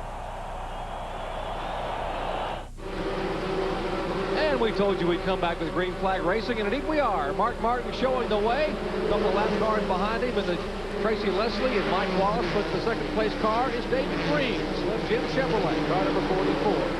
And Hermie Sadler right on his bumper of the third place car. As we watch Mark Martin, that's our leader. David Green got off to sort of a slow start on the restart here, and that allowed the 2 lap cars to get in there. Both of them running good, Tracy Leslie and Mike Wallace. Sort of jammed up the inside line there and allowed Mark Martin to pull away. Tommy Houston now beginning to make a move. You heard we went to break. John Kernan told you that Houston would have the freshest tires if this thing were to go green the rest of the way for the remaining 60 laps. Tommy Houston would be the car to beat. Now he's right up on the tail of Harry Gant, who has won here before. Let's see what Houston can do with Gant. They are battling now for the 7th spot. Houston was 10th when the green flag waved, so he's already picked up some spots. Look at him try to go down on the inside again. Is Gant going to get him through? Gant slips up a little bit. Thomas does a great job. Can't quite make it under there this time. Gant's got a good run trying to get around Larry Pearson. In fact, Pearson had just passed Gant a minute ago for 7th. That puts Pearson 7th, Gant 8th, and Tommy Houston 9th as those 3 cars battle for top 10 finishing spots. Once again, Houston looks to the inside. Now, years ago, these 2 guys, as Gant now goes high, and Tommy takes the spot away in turn 3. Well, Harry Gant said, Tommy, look, you're much better than I am. Go try to win this thing. Yep, he knew that Tommy was better, so he did the gentlemanly thing. Let's see if Larry Pearson will do it now.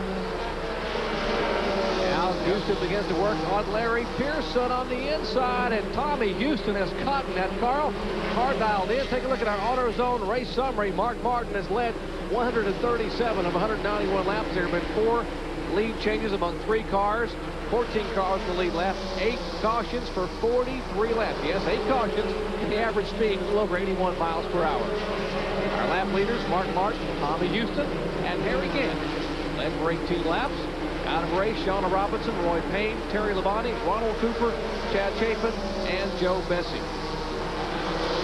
Along with Johnny Benson, Morgan Shepherd, who had an alternator problem, we're told, and Kevin LePage, the latest driver to exit this event. Harry Gant still trying to get by the Larry Pearson car. Meanwhile, Houston has moved up and begins to work now on the Lysol Chevrolet of Jim Bound. And for 6th spot, Bound is 6th, Houston is 7th. Tommy Houston, the winningest active driver in Busch Series competition. 24 victories in Tommy Houston's categories. He moves right up on the back of Jim Bound. Houston's last victory coming in April of 1992 at Hickory Speedway. Almost got one a week ago. Couldn't quite get the cautions to fall his way as he finished 5th down there. You take a look and see where your favorite driver. Yes, Dennis Setzer did lose a lap on that spin a moment ago. A tough break for him. And he came back from a lap down and was moving back toward the top 5.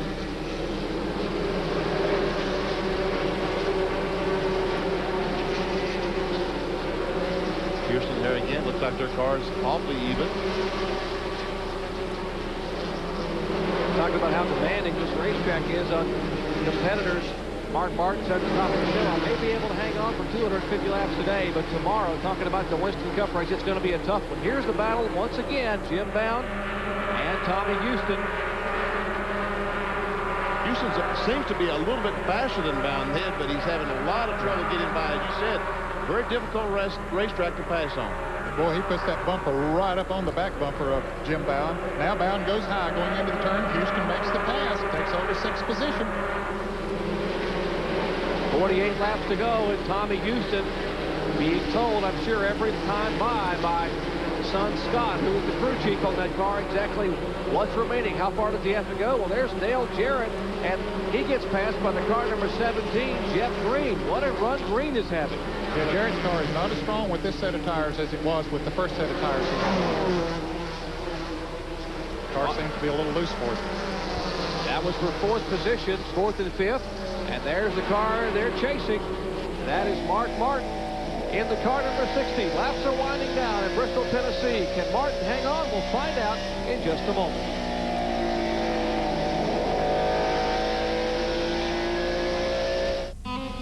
You know, working at AutoZone is more than just looking up parts or ringing up sales. Most of all is listening. Because my customers know more about their cars than I'll ever know. They know every rattle by heart. I mean, that car is their baby. So when they got a problem they're going to fix themselves, I'm going to do my best to help them get whatever they need, no matter what it takes. Because people like that, they don't deserve anything less than the best I can give them. Why use Valvoline motor oil? It's the #1 choice of Indy 500 chief mechanics, Daytona 500 chief mechanics, NHRA mechanics, and Baja 1000 mechanics. For use in their race cars and in their own cars. Any more questions? People who know use Valvoline.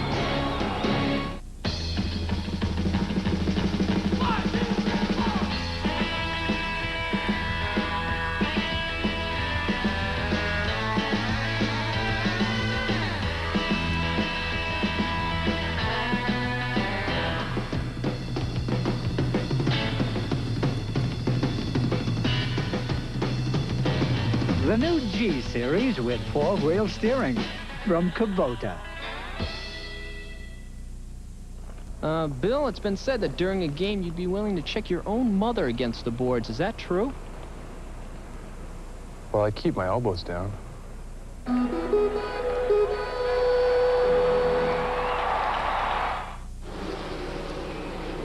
Back at Bristol, Tennessee, Mark Martin is our leader as laps are winding down. The Winn-Dixie Ford Thunderbird trying to win his 2nd in a row on ESPN after winning 2 weeks ago at Darlington. The car's on the move. Well, car number 17 is one of them. He is in 4th position and working on the 3rd place car of Hermie Sadler. We're talking about car number 17 of Jeff Green, 31-year-old driver from Owensboro, Kentucky, driving the Michael Waltrip car. As they are all beginning to move in on Mark Martin. Now, the car just coming in behind Green is Tommy Houston, and he is going to battle both those cars in a moment for 4th place. Gets a little bit of a bump. Hermie does from the Jeff Green automobile and backs around the wall, and the caution flag is out once again. Oh, tough break. Hermie Sadler. And Tim Beadle also spins coming off the 2nd corner. Well, Kyle Penny said there was a way to pass here, but the bumper was involved, and that's exactly what happened in that incident. As we have caution now for the 9th time of day. As Tim Beadle sees a car spinning, and he tagged it pretty hard over there in his inside track Ford Thunderbird. Again, here's what happened. Once again, Jeff Green goes in the corner right behind Hermie Sadler. He's trying to get under him, trying to get on the gas, get a run. Just touches the back of Hermie Sadler, and around goes Hermie. Pretty heavy contact. Yeah, he hit the wall hard backwards. The front end of the car came off the ground when the back hit the wall. Looks like Jeff doesn't take much of a lick. There he is. See, just barely touching. But on that point of the racetrack, it doesn't take much of a lick. You're almost out of control anyway. You're in a controlled slide coming off of there, and boy, just a little bit of a tap, and it sent him around. Tough break. Hermie Sadler brings out the caution flag. Unfortunately, heavy impact over there. Don Beverly-owned car. They're working on the car there, changing tires here in the front pits. Caution being shown for the 9th time today. 35 laps remain here in the Goodys 250. Now, that may have been a break possibly for Tommy Houston, because Houston was catching the leader, Mark Martin, in the car number 60, but laps are winding down, and traffic could have been a problem for Houston. Well, it could have been, Jerry, but he had been coming through traffic pretty well. He had picked up about 1.5 seconds. Martin was almost 4 seconds ahead, but when this happened, he was only 2.5 seconds ahead of Tommy Houston, so he was coming through traffic and gaining. Great look at the crowd on hand today for the Goodys 250 here at Bristol International Raceway in the beautiful Blue Ridge Mountains of eastern Tennessee. Glad to have you with us. Back with more green flag racing after this. Hey, Mike, hand me my channel lock pliers. Tommy, give me that plier over there with the blue handles. What kind of pliers is that? These are channel lock tone groove pliers. My dad uses them on his race car, too. For the tough jobs and the small jobs, reach for Channel Lock, the handiest plier of them all. Hey, guys, anybody seen the channel lock pliers? Channel Lock. Be sure you're getting genuine Channel Lock pliers. Look for this trademark. Now when you buy a case of quality Valvoline motor oil, you can send away for a Valvoline t-shirt. Honey, can you pick up some milk? Okay. And become a member of the Valvoline Performance Team. Join the team, and you'll feel like you're right in the middle of the action.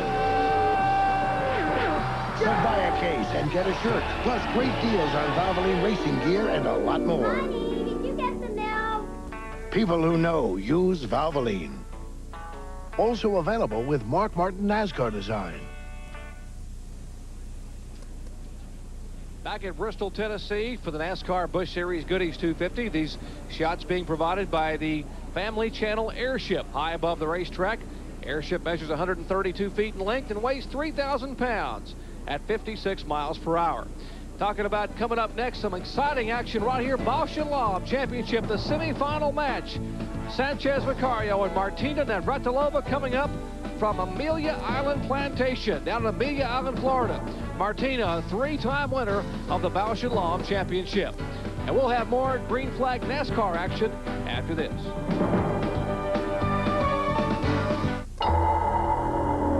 Performance. Every element on the track is matched by one off the track. Off the track and into the high-performance air conditioning systems of Luxair. Speed is matched by high efficiency, protection by strong warranty, handling by quiet operation, and power by cool Luxair comfort. Winners in performance, #1 in comfort, Luxair. A reason for loving every season.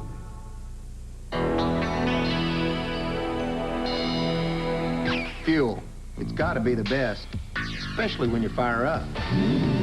It's got to provide efficient turnover. It's got to be lean and have some rare qualities. A WD brand steak from Winn-Dixie. It'll definitely get your motor racing. Oh, the car? It takes high test. Live Friday night, April 15th, it's the Battle of the Masters, Kickboxing Mania 4, and a cast of action-adventure stars. Yo, this is the real deal. 4 World Championship fights featuring Troy the Destroyer Dorsey. There'll be no stunts and no stand-ins. Live April 15th. It'll be a star-studded evening. It's the Battle of the Masters, only on pay-per-view. Check your local listings for more details. 30 laps remain in the Goodys 250 here at Bristol International Raceway in Bristol, Tennessee. Under the caution flag for this incident moments ago involving the car number 17 who just touches Hermie Sadler, Ned, and Sadler takes a ride. Yep, it didn't take much, but it spun him right into the wall. Spun him into the wall, I should say, and hit pretty hard. Hermie has been in the pits, made some repairs on the car, and I believe he stayed in the lead lap. Yes, he did. He's still in the lead lap, being shown in 12th place. 13 cars now being shown on the lead lap. Get my English straightened out here. Well, Hermie, the defending Rookie of the Year from 1993 in Busch Series competition. Now, 30 laps remain. It'll be 29 this time by. Great crowd. Take a look at the parking lots and the folks watching the NASCAR Busch Series action. Green flag waves, and we're going to see if Mark Martin can hold on. And Houston tries to get a shot inside for 4th spot. It can't quite take a spot away from Jeff Green. Well, I thought he had him going into that turn. And Benny, that's his toughest challenge right now. Houston was faster than Mark Martin before the caution came out, but he still has the 17 car of Jeff Green and the 44 car of David Green to contend with before he can get to Mark Martin. Yeah, that's his problem right now, is trying to get... Trouble up in turn 2, pardon me, Benny Parsons, as Kenny Wallace has spun up again and tagged the concrete. No caution. No caution flag. Kenny's got the car back moving. That's a big break for Mark Martin, I think. Yeah, I think so, too, because he has himself a good lead right now. Certainly a good lead on Tommy Houston, who appeared to have the fastest car on the track. And he didn't need for him to be bunched up again. The second-place car, the 44 car, is David Green. He's running in second place. The 72 car, Tracy Leslie, is a lap or so down. He just can't get by. There's a 6 car we're watching, Tommy Houston. Yeah, the 72 car of Tracy Leslie is 1 lap down. He's been running up there with them for a long, long time, but now he needs to get out of the way of those who are leading, and that's exactly what he's going to do there right now. Let David Green go on by on the outside. David Green takes the position on the racetrack the way he was running in second spot and will remain there because of the lap car, Tracy Leslie. Then comes Leslie and Mike Wallace. The third place car is the car number 17 that goes very high in turn 2 and off the back, down the back straightaway. That is Jeff Green and Tommy Houston. Well, he's trying to get by these lap cars. He's trying to go by on the outside, and now Houston gets by him and takes over that 3rd spot.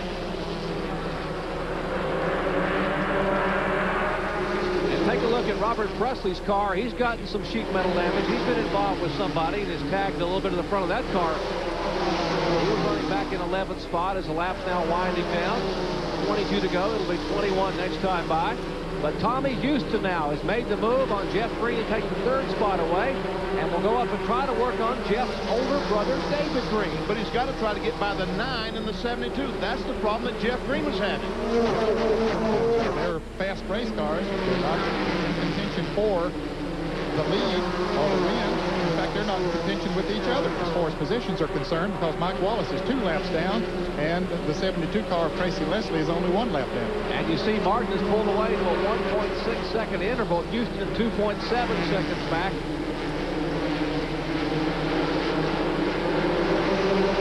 Rodney Combs, Phil Parsons. That's Rodney Combs leading that group in the French's Mustard, and Phil just simply cannot get by there. He's finally on the inside of him. I think he's got him now. That's 10th, 11th, and 12th, and Combs right back down in front of Bobby Donner. But Phil Parsons will take the spot away. That would have been the 10th position. And meanwhile, these cars once again are much faster than Rodney Combs. They just simply cannot get by. As we've said so many times, it's tough to pass on this racetrack at the speeds they're running now. And look, Jeff Green is closed back up on the back bumper of Tommy Houston. Houston has backed off a little bit from Mike Wallace. This car not seems to be running not as quite as well as it was earlier. Green is now working over the back of his Ford. Well, Green was trying to get by the 9 car of Mike Wallace and the 72 of Tracy Leslie. That's how Tommy Houston got by him. But those cars have driven away from Tommy Houston. So he just, you're right, does not have the handle that he had a couple of laps ago before this last caution play. Speaking of driving away, Mark Martin is continuing to increase the interval between him and the second-place car of David Green as you watch Houston and Jeff Green in third and fourth. There is Jeff Green. Good. What a great run he had a year ago here. He finished his best Busch Series finish ever. He finished fifth. He can improve on that today by just staying put, but he wants to get a better finish. Right now, he's running in fourth spot. Somebody.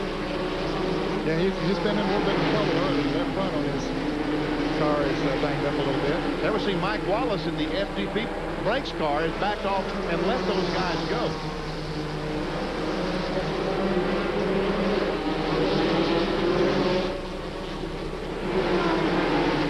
Laps to go next time by for leader Mark Martin. Once again, Martin is our leader. David Green runs second. They have pulled away. Watching some great battles here. This is Tommy Houston moving beneath the Dave Resendez car. He is in third position in the Piggly Wiggly sponsored Ford.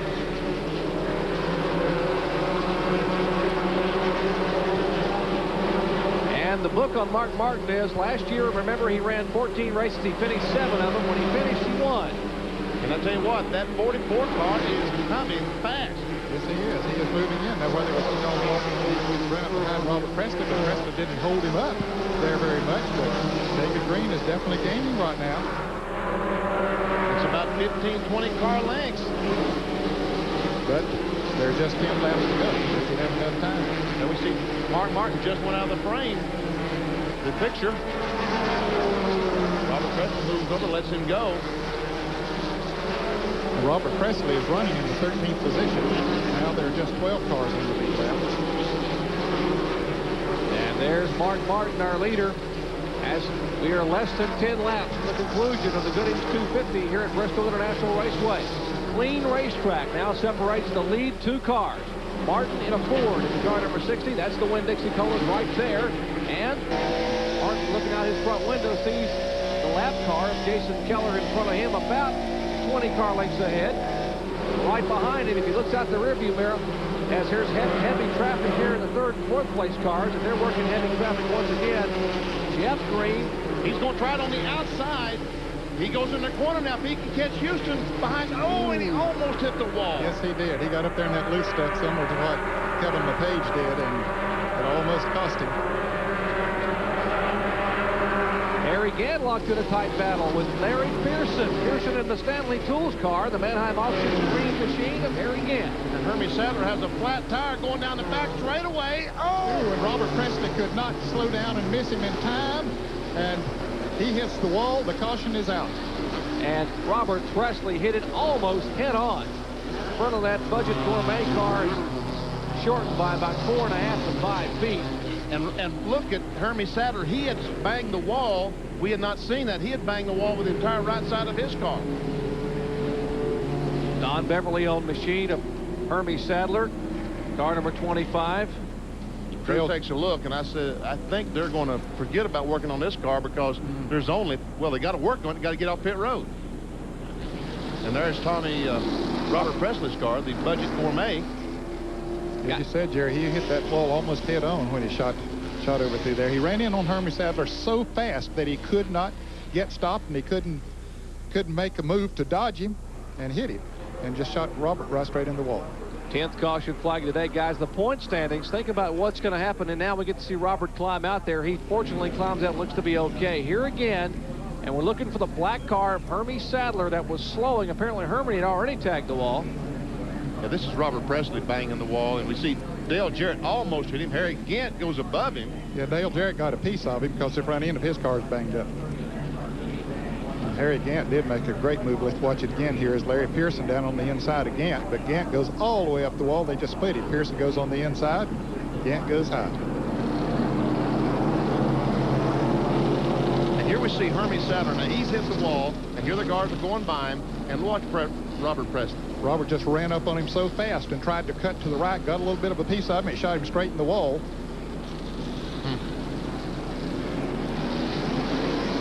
I don't need him. I'd been better off running the back of the 25 car. Caution for the 10th time today. Heavy impact with the concrete here at Thunder Valley. Can Mark Martin hold on? We'll let you know in just a moment.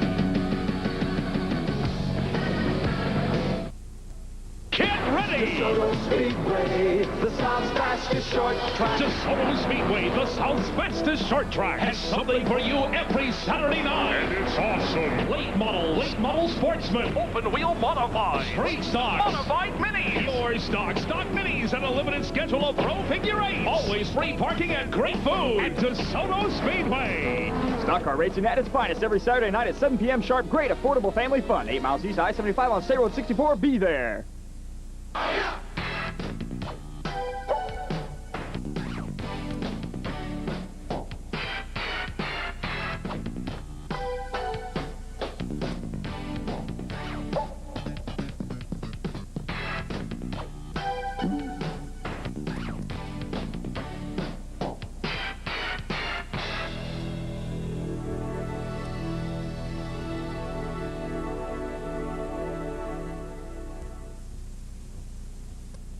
Back in Bristol, Tennessee, the Goodys 250, 248 laps are complete. The 10th caution flag today brought out a tough break for Hermie Sadler in the Virginia's for Lovers Chevrolet, the Don Beverly-owned car.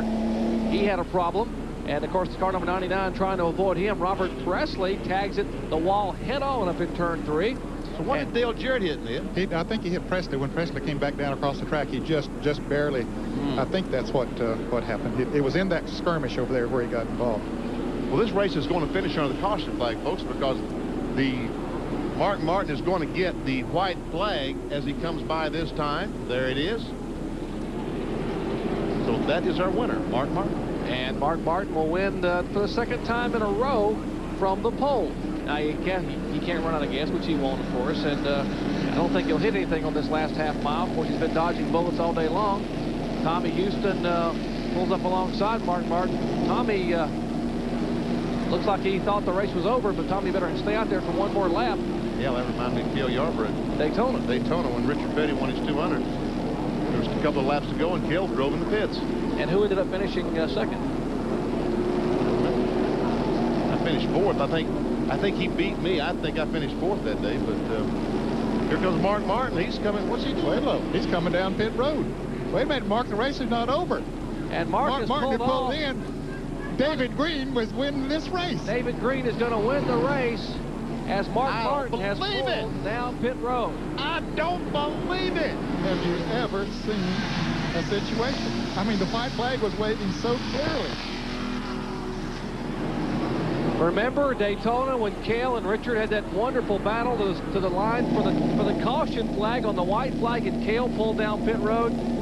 Remember we told you Mark Martin had a radio problem, radio coming in and out. He probably could not hear the crew, and he's trying to talk now to the crew as he pulls back on the racetrack. And David Green will get his second career Busch Grand National victory. And David's not taking any chances. He's going to run another lap just to make sure. And so is Tommy Houston. Does Santa Claus come in March or April? We're in April today. Now. Isn't that something? David Green. You know, it's the race finishes under caution, but Green is coming, gaining on Mark Martin. So is Tommy Houston. Martin pulls behind the wall. Now, actually, he was pulling headed to Victory Lane. His Victory Lane here at Bristol was right down out of turn 4, so he was headed to where he was supposed to go, to the gas pumps for the NASCAR inspection, but just a little bit early. He was about 300 yards short. Just a good 4-iron or something, Benny, for you. Yeah. Hey, Kyle, I wonder who's going to have the opportunity to talk to Mark Martin. It's just going to be Kyle or John. Well, Kyle Petty's headed to get back in his mellow yellow Pontiac for tomorrow for the practice, and we'll, of course, have our live flag-to-flag coverage tomorrow. But what a finish, and there's Mark Martin from inside the car. What a great run today, hanging on and in the Winn-Dixie Ford. We thought he was going to be able to win 2 in a row. He jumps out, and there he goes. He'll say, I just messed up. What, the NASCAR, the Busch official goes up and starts talking to him, and that's Chip Warren. Yep, he just messed up, because the white flag, we saw it plainly on the screen. The white flag and the yellow were waving very clearly. And hey, John, ask him if he believes in Santa Claus.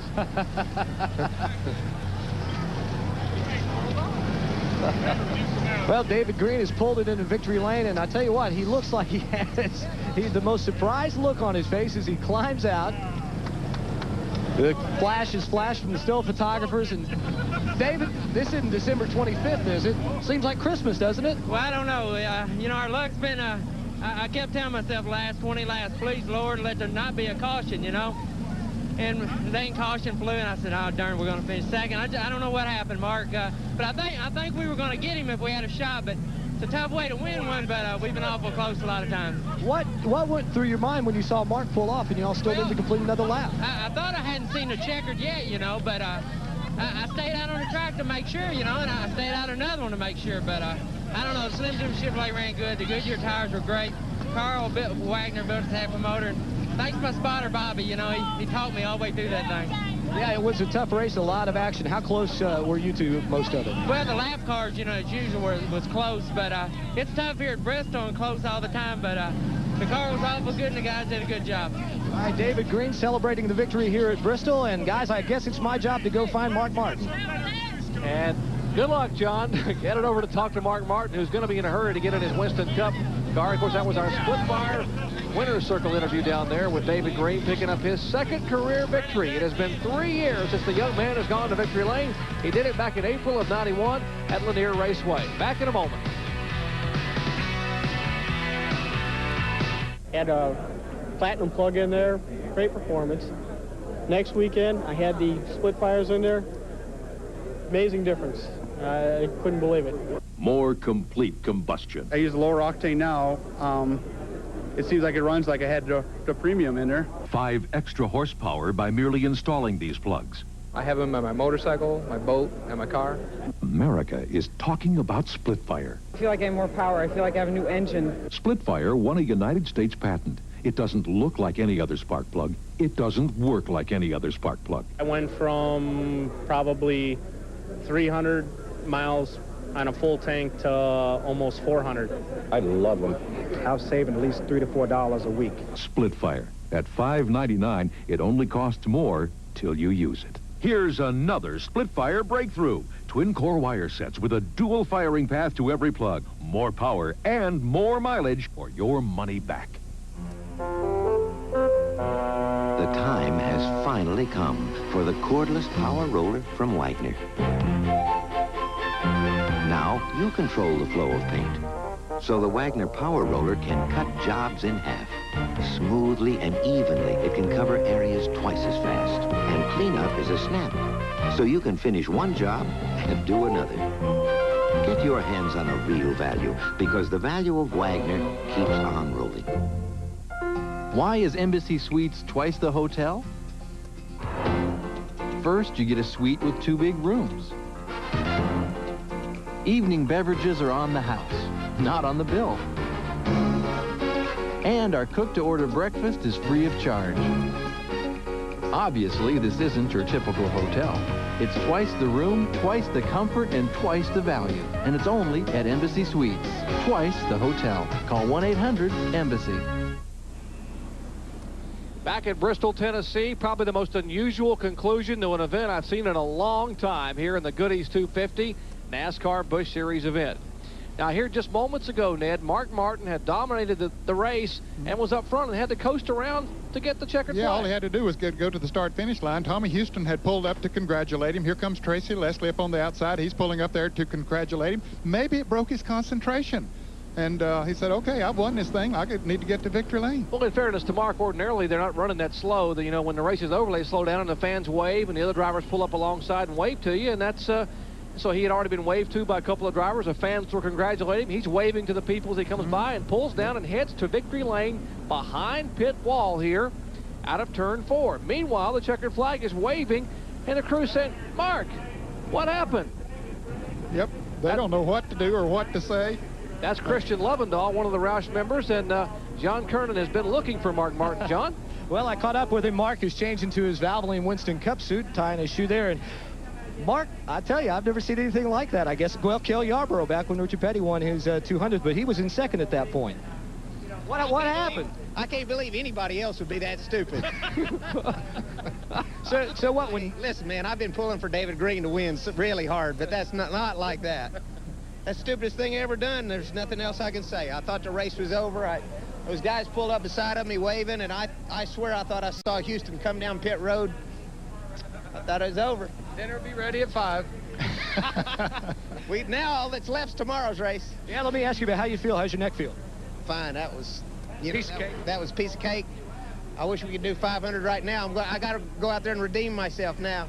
Has Jack? I know Jack was up on the radio. Did he say anything to you? He was coming down. He didn't even see it. And Steve said something. Man, I just messed up. I thought it was over. And Winn-Dixie team did everything right, man. They were fast on pit road and had a great race car, but we'll have to get the next one. Well, I tell you what, Mark, if Jack says anything to you, remind him about the gas calculation a few years ago. He won't say anything. Everybody feels sorry for somebody when they do something that stupid. Thank you, Mark. Guys? I tell you, John, it takes a real man to be able to smile on camera and say, man, was I ever dumb. I'll never believe a move like that. What a finish at Bristol, Tennessee. Back with more after this.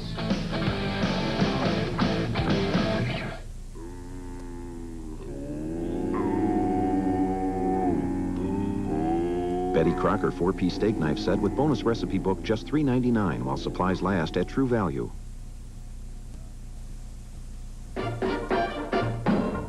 Some plastic can actually improve the look of your lawn. Hefty handle sack trash bags just $3.99 a box while supplies last at True Value. True Value. Help is just around the corner. Oh, hi. What do you have? Myself, I have the goulash, I have the fries, I have the cheesecake, and now I'll have the Tums. Tums has calcium.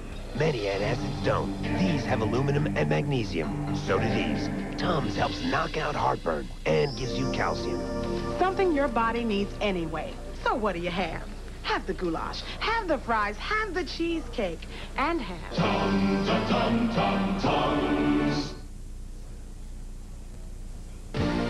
Our Speed World coverage today has been brought to you by the Valvoline Performance Team.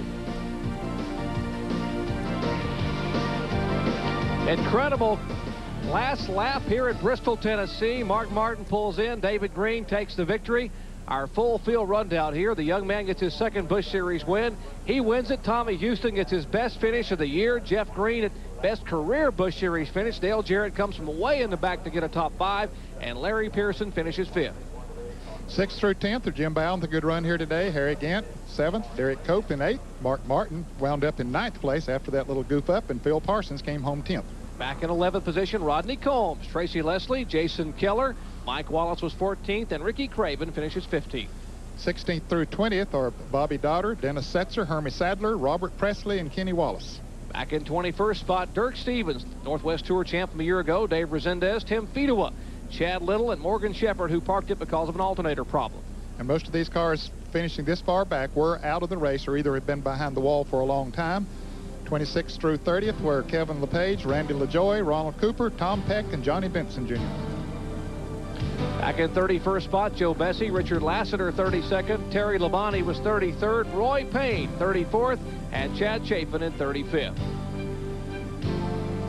And Shawna Robinson finishes in 36th position. Top 10 in points. What a scramble we've got up front now. Randy LaJoy hangs on, but look at David Green catapulted up the 2nd spot in the point standings.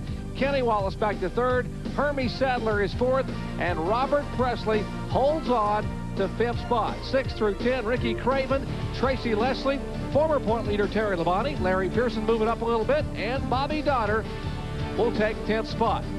Saturday Night Thunder coming up tonight, debuting from Ventura, California, 8:30 p.m. Eastern Time, and what a show that'll be on the short tracks in California. Talking about a short track show, back to Thunder Valley tomorrow at 1 o'clock Eastern Time. Can Ernie Irvin win his 3rd of the year? Look at Mark Martin and Rusty Wallace, the 2 drivers who won here a year ago. Live, flag-to-flag coverage, 500 laps right here at Bristol, Tennessee. Remember, coming up next, the semifinals from Amelia Island, the Bosch and Lom tennis, coming up next here on ESPN. Once again, on behalf of Benny Parsons, Ned Jarrett, Kyle Petty, and John Kernan, I'm Jerry Punch, congratulating David Green on his 2nd career Busch Grand National Series victory and saying so long from Bristol International Raceway.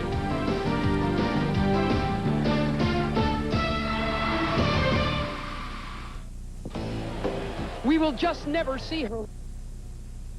Tires and fuel, a workout session, and we'll still get out in 16 seconds. Change 4 tires.